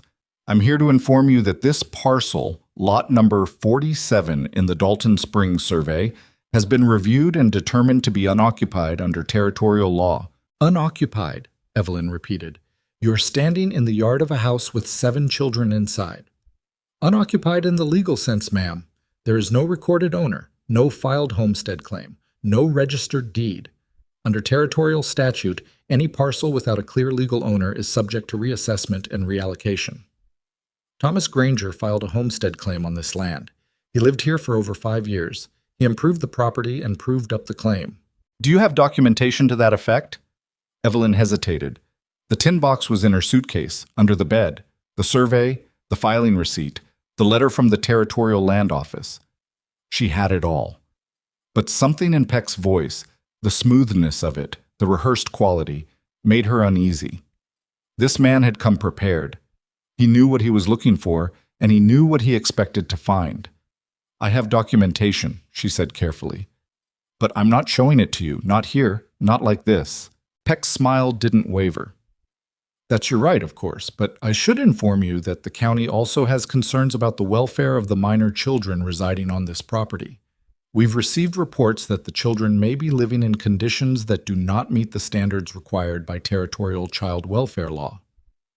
"Reports from whom?" "I'm not at liberty to say." "From Earl Dawkins." Evelyn's voice was flat. "Reports from Earl Dawkins, who wants this land, funneled through you because he pays you to do exactly this kind of thing." The smile vanished. Peck's face hardened. "That is a serious accusation, ma'am." "It's a serious situation, Mr. Peck. 3 of these children have just recovered from a fever that nearly killed them. They are alive because the people in this house, myself, their uncle, and their oldest sister, worked day and night to keep them breathing. And now you show up with your paperwork and your threats and tell me the county is concerned about their welfare." Evelyn took a step forward. She was shaking, and she didn't try to hide it. "Look at these children. Look at them." The children were in the doorway, Nettie with Pearl on her hip, Josiah leaning on the frame. The twins pressed together, Micah holding Phoebe's hand. They were thin and pale and tired and recovering from the worst week of their lives, and they were looking at Virgil Peck with expressions that ranged from Nettie's cold fury to Phoebe's wide-eyed confusion. "These children have a home," Evelyn said. "They have food. They have someone who takes care of them. You want to take them away and scatter them to county homes where nobody will care whether they live or die? You'll do it over my body." "Nobody is threatening to remove children, ma'am. I'm simply, you are threatening to remove children. That is exactly what you're doing, and we both know why." Peck closed his case. The red-faced man on the wagon shifted uncomfortably, and Evelyn noticed he hadn't spoken once. "I'll be filing my report with the territorial court," Peck said. "You'll receive notice of any proceedings. In the meantime, I'd advise you to consult an attorney. You may need one." He turned toward the wagon, then paused. "One more thing. The gentleman I'm traveling with is Mr. Holt, representing the interest of Mr. Earl Dawkins. Mr. Dawkins has filed a counterclaim on this parcel, citing abandoned status. You should be aware of that." He climbed into the wagon. Holt turned the team, and they rolled back down the track, the mud sucking at the wheels. Evelyn stood in the yard watching them go. Her hands were still shaking. She felt Nettie come up beside her. The girl moved so quietly you never heard her until she was there. "They're going to come back," Nettie said. "Yes. With more papers. Probably. And we're going to fight them." Evelyn looked down at Nettie. The girl's face was different. Not softer, not warmer, but sharper. Focused. The wall was still there, but behind it something had shifted. Not trust, maybe. Something closer to allegiance. "We're going to fight them," Evelyn said. "Then tell us what you need us to do." Nettie looked back at the doorway, where the other children stood in their ragged clothes with their hollow cheeks and their fever-bright eyes. "All of us." Josiah straightened up in the doorway. The twins linked hands. Micah's grip on Phoebe's fingers tightened, and Phoebe clutched her faceless doll and nodded, though she probably didn't understand what she was nodding at. It was the smallest army Evelyn could imagine. A 12-year-old girl, a boy with a bad leg, 2 8-year-old twins, a 6-year-old who'd barely survived a fever, a 4-year-old with a broken doll, and a baby. Plus a brother-in-law who couldn't stay, and a city woman who still couldn't milk a goat without flinching. But they were standing. All of them. Standing in that doorway, in this mud, on this land, looking at her and waiting for her to tell them what came next. "First we eat," Evelyn said. "Then we clean this cabin until it shines. And then we sit down, every one of us, and I tell you exactly what we're going to do." Nettie almost smiled. It was the closest thing to a real smile Evelyn had seen from her, and it lasted about half a second before the girl caught it and smoothed it away. But it had been there. Evelyn had seen it. And that half second of almost smile, after everything, the fever, the rain, the men with their papers and their threats, felt like the first warm day after a winter she wasn't sure she'd survive. They cleaned the cabin that afternoon the way soldiers prepare a position before a battle. Methodically, thoroughly, with a grim focus that had nothing to do with housekeeping and everything to do with survival. Evelyn scrubbed the floor on her hands and knees with lye soap and creek water until the packed earth looked almost like stone. Nettie washed every blanket, every piece of clothing, every scrap of fabric in the household, and hung them on a line strung between the cabin and the lean-to. The twins swept the hearth and organized the root cellar. Josiah restacked the firewood into a proper cord that looked like it belonged to a household that knew what it was doing, not a place coming apart at the seams. "Why are we cleaning?" Micah asked. He was sitting on the step, still too weak to do heavy work, sorting nails into piles by size because Evelyn had told him sorting nails was an important job. It wasn't, but it kept him upright and feeling useful. "Because when those men come back, they're going to look at this place and decide whether children should live here," Evelyn said. "And when they look, I want them to see a home, not a cabin, a home." "It is a home," Micah said, confused. "I know it is, but some people can't see what's real unless it looks a certain way." He thought about that for a while, his small fingers moving nails from one pile to another. "That's stupid," he said finally. "Yes," Evelyn agreed. "It is." The letter from Aldridge came 10 days after Peck's visit. Silas rode to Dalton Springs to check for it, and came back at dusk with a single page folded into a stained envelope. Evelyn read it by firelight while the children slept, her lips moving over the cramped handwriting, and when she finished, she read it again. Well, Silas said from across the table. He says Tom's homestead claim is valid. The 5-year requirement was met, the improvements were made, and the filing receipt I found in the tin box is legitimate proof. The problem is registration. The claim was never recorded at the county seat, which means Peck is technically correct that there's no official record of ownership. Technically correct is Peck's whole career. Aldridge says if we can get the original filing receipt and the survey to the Territorial Land Office in Helena, along with a sworn statement from a witness who can confirm Tom lived on this land continuously, the claim can be registered retroactively. That would give us legal standing to fight the counterclaim Dawkins filed. A witness, Silas said. Who? Someone who knew Tom. Someone who can testify that he lived here, worked the land, raised his family here. Evelyn folded the letter. Martha Pruitt would do it. She knew Tom for years. She sold him supplies every month. Martha's a shopkeeper, not a court witness. They'll tear her apart. Then who? Silas leaned back and looked at the ceiling. The fire popped. Pearl made a sound in her sleep. The contented murmur she'd recently started making that Evelyn had come to think of as a kind of singing, though it was probably just gas. Me, Silas said. I built this cabin with Tom. I know every boundary marker, every improvement, every year he put into this place. And I'm his brother, blood witness. You said you hadn't been here in 3 years. I hadn't. But I was here for the first 12. I was here when he built the house, dug the well, fenced the first pasture. I was here when he married Catherine. I was here when Nettie was born. He met Evelyn's eyes. I may have left, but I was here for the beginning. That has to count for something. Would you go to Helena to testify? If that's what it takes. Evelyn studied him in the firelight. She'd grown to know Silas's face over these weeks, the way his jaw tightened when he was worried, the way his eyes moved to the children before anything else when he entered a room, the way he held himself slightly apart from the family, as if he knew he belonged but wasn't sure he'd earned the right to stand too close. You'd have to leave, she said. Helena's 4 days each way. That's more than a week, maybe 2 if the court takes time. I know. And I'd be here alone, with Dawkins. I know that too. He rubbed his face. But Aldridge is right. Without registration, we've got nothing but a dead man's handwritten will and a stack of papers nobody's seen. We need the law on our side, the real law, not Peck's version. When? Soon. Before Dawkins moves again. Every day we wait, he's got people at the county seat working on that counterclaim. Evelyn looked toward the sleeping children. Nettie was curled around Pearl's crate, same as always, her arm draped protectively over the edge. The fire threw warm light across the girl's face, softening the sharp angles that hunger and responsibility had carved there. Go, Evelyn said, but come back. I'll come back. I mean it, Silas. Don't disappear again. Not now. He held her gaze. I'll come back. He left before dawn 2 days later, the tin box wrapped in oilcloth and secured in his saddlebag, the will and Aldridge's letter tucked inside his coat. Evelyn stood in the yard and watched him ride out, his figure growing smaller against the gray morning, and when he was gone she turned to find Nettie standing in the doorway. He's not coming back, Nettie said. He's coming back. People say that and then they don't. Silas isn't people. He's your uncle, and he'll be back.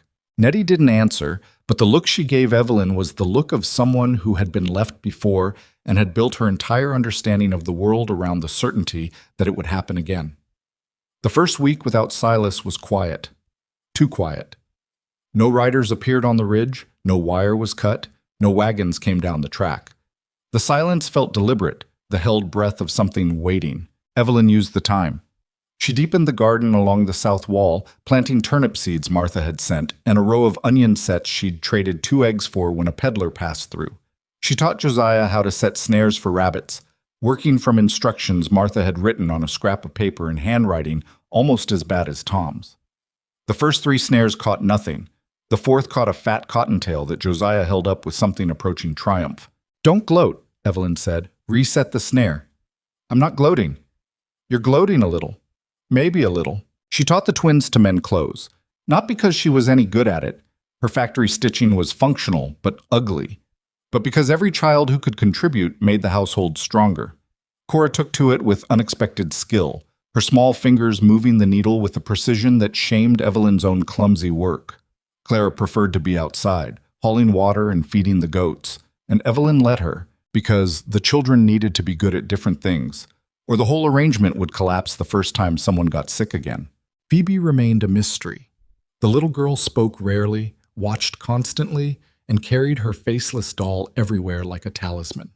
She didn't join the others in their work, but she didn't resist when Evelyn gave her small tasks, gathering eggs, pulling weeds, stacking kindling. She performed each task with silent gravity, as if she were fulfilling an obligation whose terms she didn't fully understand. "Has she always been like this?" Evelyn asked Nettie one evening while Phoebe sat in her corner, whispering to the doll. "Since Ma died, she used to talk more, used to laugh." Nettie watched her sister with an expression that was equal parts protectiveness and grief. "She told me once that she talks to the doll because the doll doesn't have a face, and that means the doll can be anyone. Sometimes the doll is Ma, sometimes it's Pa." Nettie paused. "Sometimes I think the doll is her, the version of her that existed before everything went wrong." Evelyn didn't say anything. She'd learned that Nettie's observations, rare as they were, needed space rather than response. "She's getting better, though," Nettie added quietly. "She asked me yesterday if you were going to stay forever. I told her I didn't know." "What did she say?" "She said, 'I hope so.' And then she went back to talking to the doll." Evelyn felt that cracking sensation in her chest again, the one that came whenever these children revealed the depth of what they'd lost and the fragility of what they were trying to rebuild. "I'm staying, Nettie. I know you say that. I mean it. I know you mean it too. That's the part that scares me." Nettie picked up Pearl, who was fussing, and settled the baby on her hip. "Because if you mean it, and then something happens and you can't, that's worse than if you'd never said it at all." Evelyn wanted to argue, but she couldn't because Nettie was right. Promises were dangerous things. They raised expectations that could be broken, and broken expectations in children left scars that didn't heal the same way cuts and bruises did. "Then I won't promise," Evelyn said. "I'll just stay, and you can decide what that means when you're ready." On the 9th day after Silas left, the woman arrived. Evelyn was at the well, hauling water, when she saw the figure coming down the track from the direction of Dalton Springs. Not on horseback, not in a wagon, walking. Carrying a bundle wrapped in a blanket and moving with the slow, determined gait of someone who had been walking for a very long time. Evelyn set the bucket down and waited. The woman was perhaps 30, thin and weather-worn, with dark hair escaping from a bun that had come loose miles ago. Her dress was patched at the elbows and hem, and her shoes, city shoes, leather, completely wrong for this terrain, were caked with mud and coming apart at the soles. She stopped at the edge of the yard and looked at the cabin, at Evelyn, at the children who had appeared in the doorway like a row of curious sentinels. "I heard there was a woman here," she said. Her voice was hoarse, scraped thin by dust and distance. "A woman taking in strays." "This is a homestead, not a boarding house," Evelyn said, not unkindly. "I know. Martha Pruitt told me about you, in town." The woman shifted the bundle in her arms, and Evelyn realized with a jolt that it wasn't a bundle. It was a child. A small child, maybe 2 years old, wrapped in a blanket and sleeping against the woman's chest. "My name is Ruth Alder," the woman said. "My husband died in the mines at Butte 6 weeks ago. Cave-in. They gave me $14 and told me to move on. I've been walking since." She looked at the cabin again, and Evelyn saw in her eyes the same thing she'd seen in her own reflection in the creek water that first week. Exhaustion so deep it had become a kind of numbness. "Martha said you might have room." "I don't have room," Evelyn said. And then, because the words that came out of her mouth were rarely the words she planned, "But I have food. Come inside." Ruth Alder sat at the table and ate cornmeal mush and drank water and held her sleeping daughter, a girl named Ada, barely past her 2nd birthday, with the fierce, one-armed grip of a woman who had been carrying a child alone through country that didn't care whether either of them survived. She didn't cry. She didn't tell her story. She just ate, and when she was done, she looked at Evelyn with clear, flat eyes and said, "I can work. I'm not looking for charity." "Good, because I can't afford charity. I can barely afford food." "Then what is this?" Evelyn looked around the cabin, at the children who were watching from their various stations. Nettie wary, Josiah calculating, the twins curious, Micah half hidden behind Phoebe, who was studying Ada with the intense focus of a child encountering someone smaller than herself for the first time. "I don't know what this is," Evelyn said. "It started as me trying to keep 7 children alive. Now it might be 8. She paused. 9, counting yours. "You're not what I expected," Ruth said. "Nobody ever is." Ruth stayed. Not because Evelyn invited her to stay, she never formally did, but because there was nowhere else to go. And because within 2 days it became clear that Ruth Alder was the kind of person a struggling household desperately needed. She could cook. Actually cook. Not the survival-level boiling and scorching that Evelyn had been managing, but real food made with real skill, the kind of cooking that came from years of feeding miners on tight budgets and bad supplies. She turned the same cornmeal and dried beans that Evelyn had been working with into meals that tasted like something worth sitting down for. "How are you doing this?" Evelyn asked, staring at a pot of bean soup that actually smelled good. "I've been making beans for weeks and they always taste like sadness." "You're not soaking them long enough, and you need fat. Everything needs fat." Ruth dropped a chunk of salt pork into the pot. "My mother-in-law was Basque. She said a meal without fat is a punishment, not a dinner." Nettie watched Ruth with the same careful surveillance she applied to everyone, but the suspicion faded faster than it had with Evelyn. Ruth didn't try to be motherly. She didn't make promises. She just cooked and cleaned and tended her daughter and did whatever needed doing with the quiet efficiency of a woman who'd learned long ago that talk was cheaper than work. "I like her," Nettie told Evelyn on the second night, which was the highest compliment Nettie had ever offered about another human being. "She's useful," Evelyn said. "That's why I like her." Word traveled the way it does in empty country, slowly, imprecisely, gathering embellishments at every stop. Martha Pruitt, who had never in her life kept a secret that wasn't attached to a profit margin, told the freighters and peddlers who passed through Dalton Springs about the woman on Tom Granger's old place. Not the legal trouble, not the fence cutting, not Dawkins, just the woman. The woman from Philadelphia who'd come to marry a dead man and stayed to raise his children. The woman who sat up 3 nights straight nursing sick children through a fever. The woman who stood in her yard and told the county assessor exactly where he could put his paperwork. Each telling added something. The fever became a plague. The confrontation with Peck became a shouting match. Evelyn herself grew taller, fiercer, more formidable with every retelling, until the woman in the stories bore only a passing resemblance to the actual woman, who was sunburned and underweight and still flinched every time she milked a goat. But the stories did what stories do. They traveled, and they brought people. 3 weeks after Ruth, a man named Amos Whitfield appeared at the edge of the property. He was old, 60 at least, maybe more, with a bad back and hands gnarled from decades of farm work. He'd lost his wife the previous winter and had been drifting from ranch to ranch, working for meals, sleeping in barns. "Heard you could use a hand with the fence," he said, standing at the gate with his hat in his hands. "I'm not fast, but I'm steady." "I can't pay you," Evelyn said. "I'm not asking for pay. I'm asking for a roof and meals." He looked at the cabin, the garden, the children peering out the window, and maybe some company that doesn't involve talking to horses. Amos moved into the lean-to and went to work on the fence line with a methodical patience that made Silas's urgent repairs look hasty by comparison. He set each post like he was building a cathedral, tamping the dirt, checking the level, stringing wire with the practiced hands of a man who'd been fencing land since before most of the people on this property were born. He also told stories.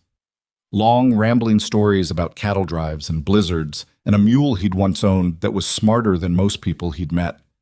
The children gathered around him in the evenings, drawn by his low, unhurried voice, and for the first time since Evelyn had arrived, the cabin sounded like a place where people lived rather than a place where people survived. "You're collecting people," Nettie said one evening, standing beside Evelyn on the step, while Ruth cooked inside and Amos told the twins about the time he'd gotten lost in a snowstorm and followed a coyote to safety. "I'm not collecting anyone. They're just showing up." "Same thing." Nettie was quiet for a moment. "Why do they come here?" "Because they don't have anywhere else." "Neither did you." Evelyn looked at the girl, this fierce, guarded, too-old child who saw everything and trusted nothing. "No," she said, "neither did I." A week later, a widow named Colleen Marsh arrived with 2 children of her own, a boy of 7 and a girl of 5. Her husband had been killed by a horse that spooked during a thunderstorm, and the ranch they'd been renting had been repossessed by the owner before the body was cold. She'd heard about Evelyn from a peddler who'd heard it from a freighter who'd heard it from Martha Pruitt. "I know this is a lot to ask," Colleen said, standing in the yard with her children behind her, her face the same mask of exhausted dignity that Ruth had worn. "I just need time, a few weeks, maybe a month, until I can figure out where to go." Evelyn looked at the cabin. It was already crowded, 7 children plus Ruth and Ada, Amos in the lean-to, and now 3 more people standing in the yard asking for shelter. The math was impossible. The food wouldn't stretch. The space wouldn't hold. "Come inside," Evelyn said. They rearranged the sleeping quarters. Amos built a second sleeping platform in the loft, and Ruth reorganized the cooking to stretch meals further. More water in the soup, more turnips from the garden, smaller portions of meat, and larger portions of bread. The cabin was tight, the air close, and privacy was a memory that belonged to a previous life. But something was happening, something Evelyn hadn't planned and couldn't quite name. The cabin was filling not just with people, but with purpose. Ruth cooked. Amos fixed things. Colleen, who turned out to have been a school teacher before her marriage, began teaching the children letters and numbers, using a piece of charcoal and the back of a broken crate as a blackboard. Josiah and Colleen's boy, a sturdy kid named Felix, formed an alliance based on their shared interest in snares and their shared opinion that girls talk too much. The younger children, Micah, Phoebe, Ada, and Colleen's daughter Irene, created a small society of their own, governed by rules that made sense only to them and presided over by Phoebe's faceless doll, which had apparently been promoted to a position of authority. Evelyn watched it happen with a feeling she couldn't quite identify. Not happiness. She was too tired and too worried for happiness. Not satisfaction, because the problems hadn't been solved, only temporarily held at bay. It was something more like recognition.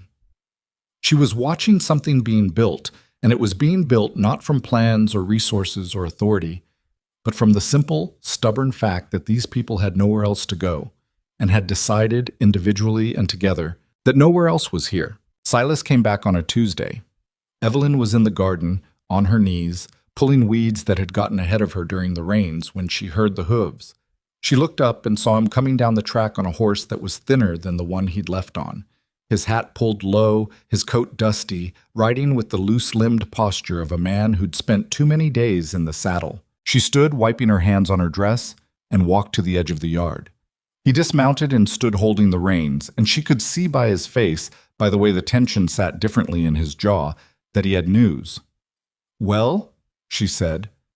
Silas reached into his coat and pulled out a folded document, heavier paper than Tom's letters, with a seal pressed into the corner. "The claim is registered," he said. "Tom's homestead filing has been recorded at the Territorial Land Office, retroactive back to the original date. The survey is on file. The will has been submitted for probate." He handed her the document. And Aldridge filed a motion to dismiss Dawkins's counterclaim on grounds of fraud. Peck's report was thrown out. The judge called it, he paused, remembering, transparently self-interested and unsupported by the facts. Evelyn held the document and read it. Her hands were dirty from the garden, and she left smudges on the heavy paper, but she didn't care.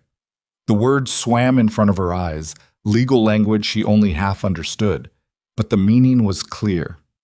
The land was Tom's. The will named Evelyn as guardian of the children and custodian of the property.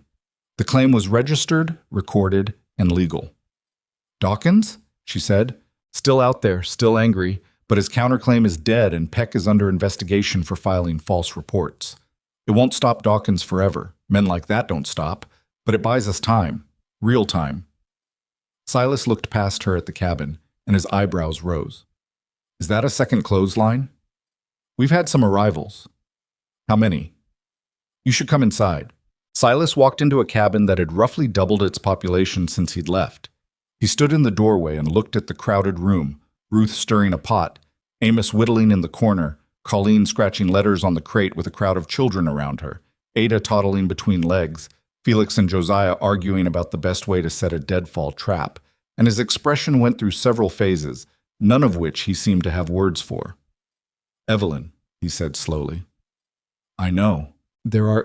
I count 12 children, 3 adults, not counting you and me. She crossed her arms. I didn't go looking for them. They came. To a cabin with 1 room. Amos is building an extension on the lean-to, and Colleen's been talking about raising a proper schoolroom once the weather holds. Silas took his hat off and held it against his chest. He looked at the children, at the adults, at the organized chaos of a household that had somehow grown from a dying homestead into something that didn't have a name yet but was unmistakably alive. Tom would have lost his mind, Silas said. Tom asked for a woman who wasn't afraid of difficulty. I think this is a little beyond difficulty. Probably. Evelyn uncrossed her arms. Are you staying? He looked at her.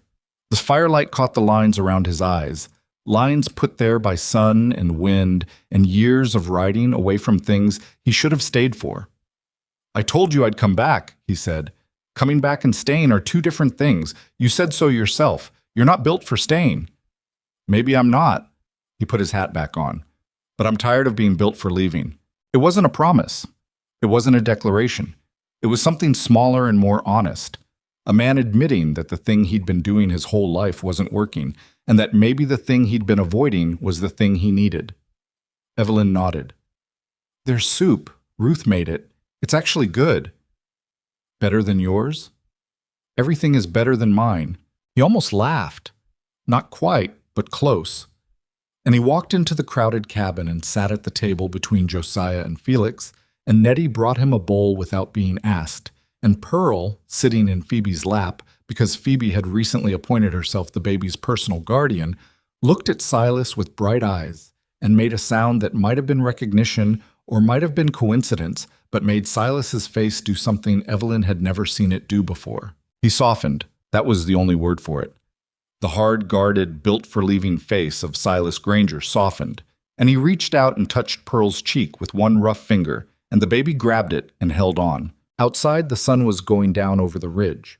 The garden was half-weeded, and the fence still needed work, and there were too many people in too small a space, and the food wouldn't last the month without more hunting and more trading and more of the daily, grinding effort that kept this place alive. Dawkins was out there somewhere, angry and rich and patient. The winter was coming, and winter in this country killed people who weren't ready for it. But the cabin was warm. The soup was good. The children were fed. And for the first time since Evelyn had stepped off that late train in Dalton Springs, the household felt less like a problem to be solved and more like a place where people were choosing, day by day, to stay. Winter came the way old-timers said it would. Not gradually, not with warning, but like a door slamming shut.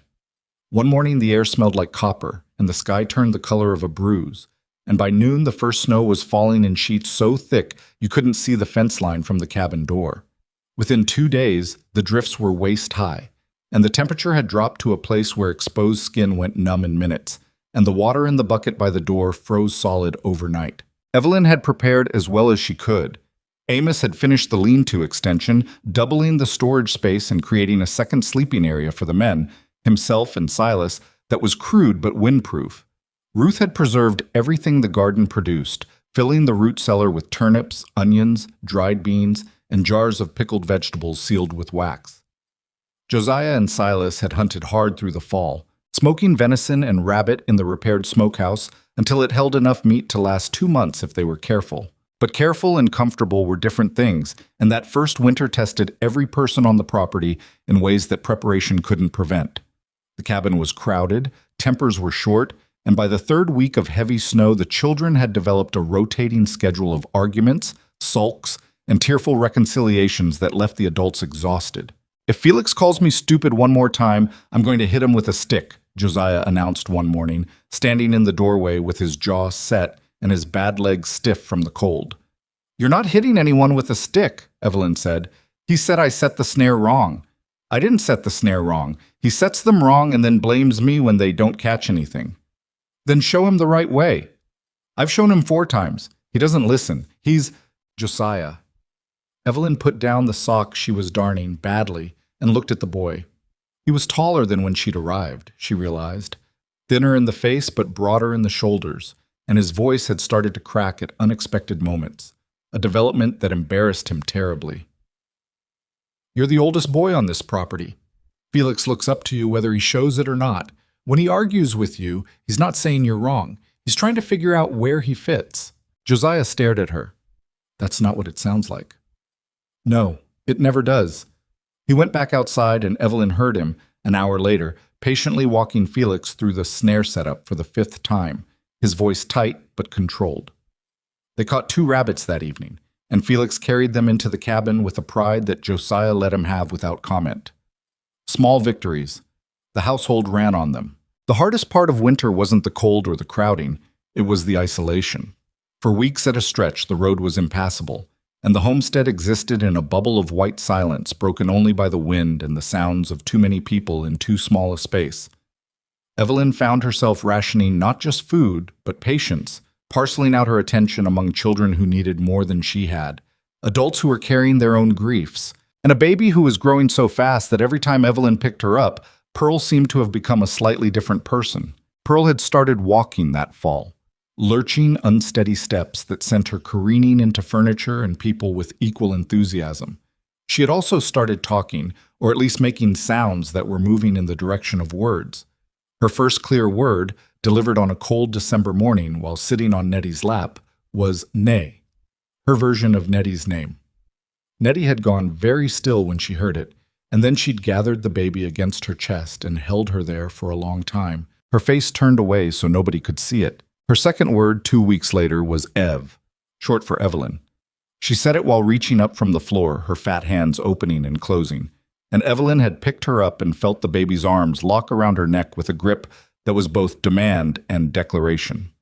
She's got 2 mothers now, Ruth observed from the cooking area, where she was making soup out of what seemed like nothing, a skill Evelyn still hadn't figured out. That's not the worst thing that could happen to a child. I'm not her mother, Evelyn said. Tell her that. Evelyn didn't answer because the truth was complicated in a way she didn't know how to explain. She wasn't these children's mother. She was a woman who had answered a newspaper advertisement and ended up in a place she'd never planned to be, doing work she'd never been trained for, loving people she hadn't expected to love. And the love itself was complicated, tangled up with exhaustion and frustration and the constant, gnawing fear that she wasn't enough, that she would make mistakes, was making mistakes every day, that would leave marks on these children they'd carry into adulthood. She worried about Phoebe, who still whispered to her faceless doll more than she talked to actual people. She worried about Micah, whose near death from the fever had left him with a cough that returned in cold weather and a fragility that made her stomach clench every time he sneezed. She worried about Nettie, who had let some of her walls down but still kept a reserve, a held-back part of herself that Evelyn could feel but couldn't reach. She worried about Josiah, who was growing into a young man without a father to guide him through the complicated territory of becoming someone. She worried about all of them, all the time, and the worrying was itself a kind of love, the unglamorous, unsexy, grinding kind of love that doesn't make for good stories, but holds families together through the parts that do. Spring came late and muddy, and with it came 2 things: green shoots pushing through the snow in the garden, and Earl Dawkins. He came himself this time, not his men, not Peck, not a proxy. Earl Dawkins rode into the yard on a black horse, alone, on a March morning when the snow was melting and the creek was running high and the children were outside for the first time in weeks, their voices carrying across the draw with the giddy relief of prisoners released. Evelyn saw him coming and walked to the edge of the yard. Silas appeared from the lean-to, the rifle in his hands but held low, and Amos straightened up from the fence post he was resetting and watched with the quiet attention of a man who'd seen enough trouble to recognize its shape from a distance. Dawkins was not what Evelyn had expected. She'd imagined a big man, loud, the kind of bully who filled a room with noise and threat. Instead, he was compact, neatly dressed, with a trimmed gray beard and small, sharp eyes that took in the property, the repaired cabin, the expanded lean-to, the garden, the children, the adults, with the quick, calculating assessment of a man who measured everything in terms of what it could be worth to him. "Miss Harper," he said, not dismounting, "I believe we should talk." "You can talk from there," Evelyn said. "I'd prefer to be civil about this." "Civil would have been introducing yourself before you sent men to cut my fence and steal my livestock. Civil would have been coming here honestly instead of sending Virgil Peck with forged paperwork. You'll forgive me if I don't put on tea." A flicker crossed Dawkins' face. Surprise, maybe? or irritation at being spoken to this way by a woman standing in a yard wearing a patched dress and mud-caked boots. He adjusted his reins and looked past her at Silas. "Mr. Granger, I understood you were a cattleman, not a homesteader." "People change," Silas said. "Do they?" Dawkins returned his attention to Evelyn. "I'll be direct. My counterclaim was dismissed. I accept that. But I still need water for my stock, and that creek runs through your property. I'm prepared to offer you a fair price for water rights. Not the land, just the water. You keep the house, the homestead, everything. I get a legal easement to run my cattle to the creek." "And if I say no, then we'll have a problem. My cattle need water, Miss Harper. There's no other reliable source in this draw.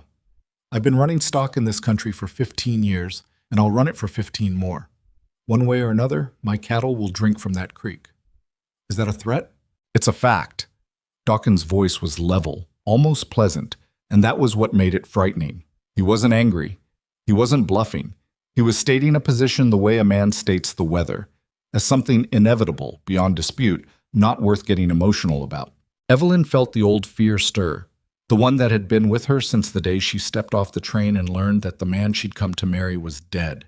The fear that said she was in over her head, that she was a factory seamstress from Philadelphia pretending to be something she wasn't, that this country and these men would eventually grind her down, because that was what they did to people who didn't have the right name, or the right money, or the right kind of power. She let the fear have its moment. And then she said, "Mr. Dawkins, let me tell you what I see when I look at this property. I see a house where 12 children sleep. I see a garden that feeds them. I see a creek that gives us water for drinking, cooking, and irrigation. I see a piece of land that a man spent his whole life building and that his children deserve to inherit." She took a step forward. "You want water rights? Then negotiate properly. Not with threats, not with fence cutting, not with Virgil Peck and his fake reports. Come back with a lawyer, a real one, not one you own, and make a fair offer. In writing, with terms I can read and understand. And maybe we'll talk." Dawkins studied her for a long time. The yard was quiet. The children had stopped playing and were watching from the doorway, that row of faces at different heights that had become the household's unofficial jury. "You're not what I expected," Dawkins said. "I keep hearing that.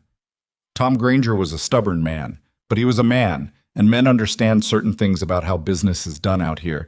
He paused, "you're something I haven't dealt with before. A woman who says no? A woman who means it." He gathered his reins. "I'll be back with a proposal. In writing, as you asked. But understand this. I'm a patient man, Miss Harper, but I'm not an infinitely patient one." "Neither am I, Mr. Dawkins."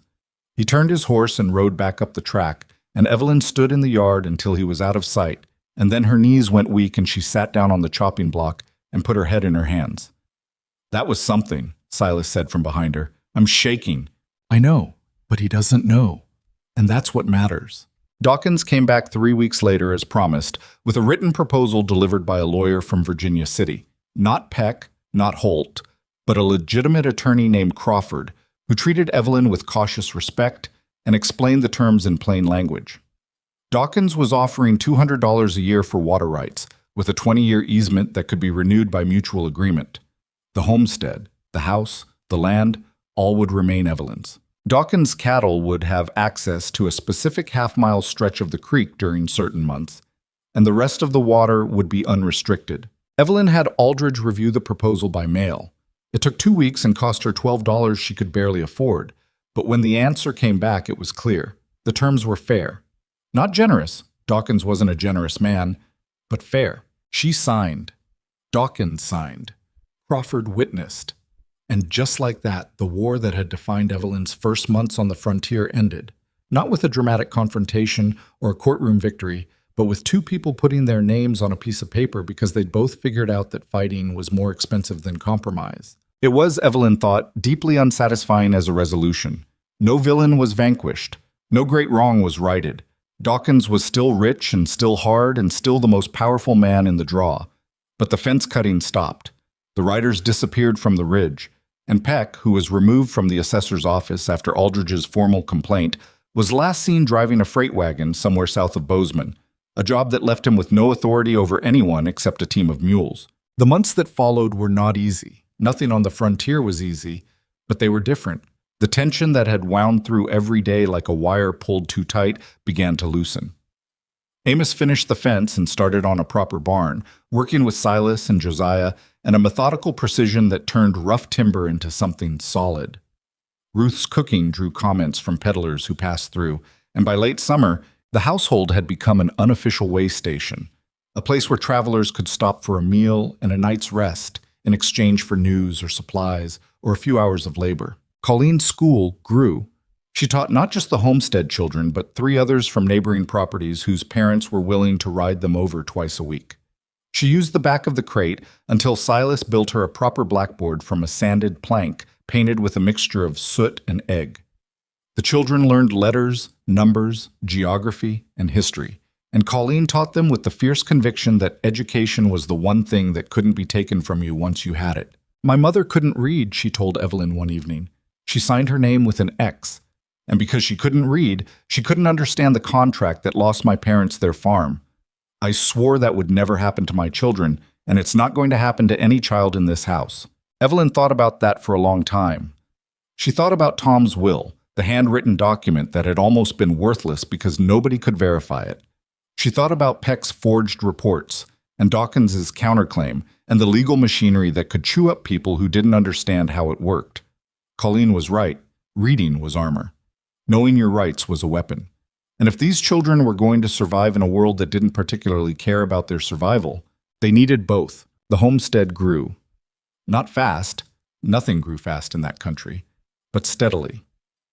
Amos's barn went up in late summer, solid enough to stable 3 horses and store feed through winter.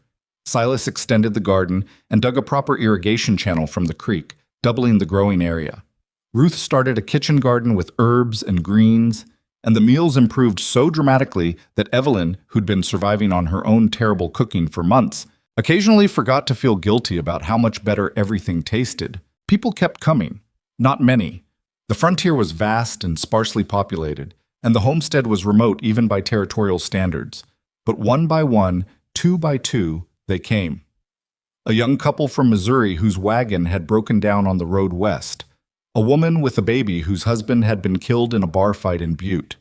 An older man, a former soldier, who didn't talk about his past but worked like he was trying to outrun it. Each one arrived with the same look Evelyn remembered seeing in her own reflection: exhaustion, fear, and the faintest glimmer of hope that there might be something at the end of the road besides more road. They didn't all stay. Some moved on after a few weeks, rested and fed and ready to try again. Others put down roots, building small shelters near the main cabin, clearing their own plots, contributing to the communal larder.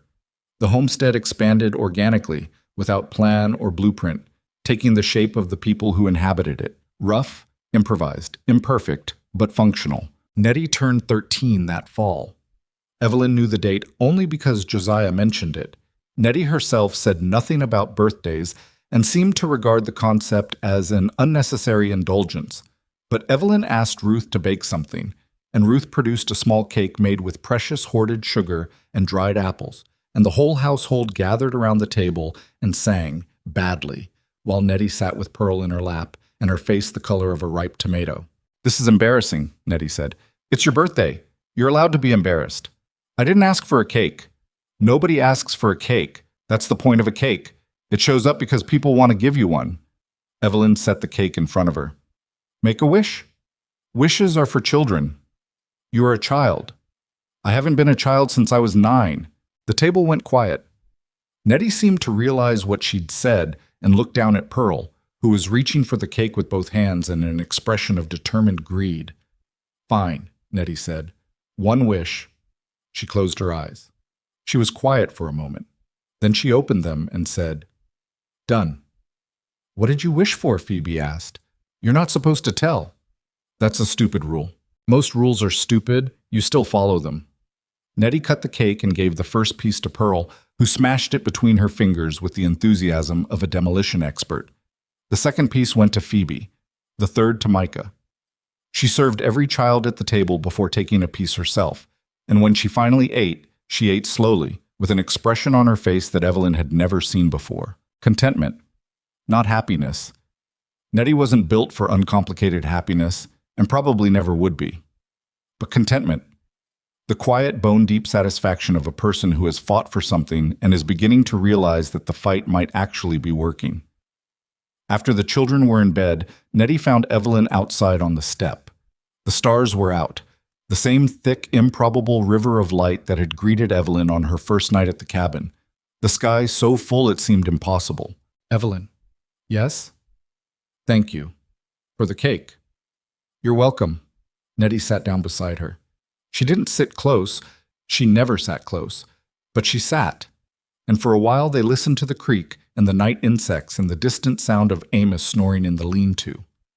I wished for this, Nettie said. For what? For this. For it to stay like this. She pulled her knees up to her chest, the same posture she'd been in when Evelyn first saw her, sitting in the dirt, arms wrapped around herself, watching a stranger approach. I know it won't. Things change. People leave. Bad things happen. But right now, tonight, with everyone inside and the cake and Pearl saying words and Micah not coughing, right now it's good. And I wished for it to stay. Evelyn didn't answer immediately. She thought about promises and about how she'd told Nettie she wouldn't make them. She thought about the woman she'd been when she stepped off that train, scared, broke, carrying a suitcase tied shut with a strip of pillowcase. She thought about every day since. The burnt beans, the sick children, the fence, the fever, Dawkins, Peck, the storm, the strangers who became family. I can't make it stay, Evelyn said. Nobody can. Things will change. Some of it will be hard. Some of it will be harder than anything we've been through. I know. But I can tell you this. Whatever comes, you won't face it alone. Not anymore. That's not a promise about the future. It's a fact about right now. And right now is the only thing either of us has. Nettie was quiet for a long time. Then she leaned over, barely, just an inch or two, until her shoulder touched Evelyn's arm. She held the contact for a few seconds, then pulled away. It was the first time Nettie had voluntarily touched her. Evelyn sat on the step and felt something settle inside her. Not peace, which was too large and too simple a word for what she felt, but a kind of alignment. A sense that she was, finally, in the right place. Not because the place was perfect. It was a cramped, leaking, overcrowded cabin on a remote homestead in the middle of country that could kill you 6 different ways without breaking a sweat. But because the people in it needed her, and she needed them, and that mutual need had built something that neither she nor any of them could have built alone. 2 years later, on a spring morning so clear the mountains looked close enough to touch, Evelyn sat at the table in the cabin, which was no longer 1 room but 3, thanks to Silas and Amos and the steady accumulation of labor that had turned a shack into something that could reasonably be called a house. She had the old family ledger open in front of her, the one Tom had used to record supplies and expenses. She'd continued it, in her own handwriting, tracking every purchase, every harvest, every birth and departure and arrival on the homestead. The entries told a story, if you read them right. The first pages were sparse: cornmeal, salt, 6 cartridges, 1 tin of beef. The middle pages grew denser as the household expanded: lumber for the barn, seed for the garden, fabric for children's clothes, a cook stove purchased secondhand from a family moving west. And the recent pages were thick with the details of a community in full operation: school supplies for Colleen's growing class, medical supplies from a doctor in Virginia City who'd agreed to visit quarterly, a deed of easement filed with the territorial court. Pearl was walking confidently now, a stubborn, bright-eyed toddler who ruled the household with the autocratic certainty of a very small person who has never known a moment of being unloved. Micah had grown 3 inches and stopped coughing. The twins were nearly 10, Cora a skilled seamstress, and Clara the best hand with livestock on the property. Josiah, at 12, was taller than Evelyn and handled the rifle with a quiet competence that made her both proud and sad, because a boy shouldn't have to be that good with a gun. But this was the frontier, and the frontier didn't care what boys should or shouldn't have to do. And Phoebe. Phoebe still carried the doll. She would carry it for years, long past the age when other girls put their dolls away. But she talked now. Not constantly, not loudly, but she talked. She'd told Evelyn one evening that the doll's name was Hope, and that Hope wasn't her mother or her father anymore. Hope was just Hope. What does Hope think about things? Evelyn had asked. Hope thinks we're going to be okay, Phoebe had said, with the serene confidence of a child who has decided to believe something and sees no reason to stop. Evelyn closed the ledger and opened the front cover, where Tom's handwriting still marked the first entry. A date, a list of supplies, the name of the property. Granger Homestead. Beneath it, in the blank space Tom had left, Evelyn picked up the pen and wrote. Not an entry, not a list, not an accounting of supplies or expenses. A message. Addressed to no one in particular and to everyone who might someday open this book and wonder what had happened here. She wrote, "This home was built by people who had nothing in common except that they had nowhere else to go. We came from different places, carrying different losses, and we found each other not because we were looking, but because the road ended here and we decided to stop walking. We are not a family by blood. We are a family by choice, the hardest kind, the kind that has to be rebuilt every morning because nobody owes it to you and nobody will maintain it if you don't. If you're reading this and you are lost or alone or out of choices, know that this house was built for you. Not by saints, not by heroes, by tired, flawed, stubborn people who refuse to walk away from each other. That is the only qualification you need to belong here." She put the pen down and closed the ledger. Through the window, she could see the yard. The garden in full bloom, the barn solid and square, the fence line running straight and unbroken to the ridge. Children were playing near the creek, their voices carrying in the clean air. Ruth was hanging laundry. Amos was mending a harness. Silas was teaching Josiah something about horses, his hand on the boy's shoulder. Nettie came in from the garden with Pearl on her hip and dirt on her knees. She set the baby down. Pearl immediately began her customary circuit of the room, touching everything at her level with investigative thoroughness, and looked at Evelyn. "What are you writing?" "Nothing, just a note." "In Pa's ledger?" "In our ledger." Nettie stood by the table and looked down at the closed book.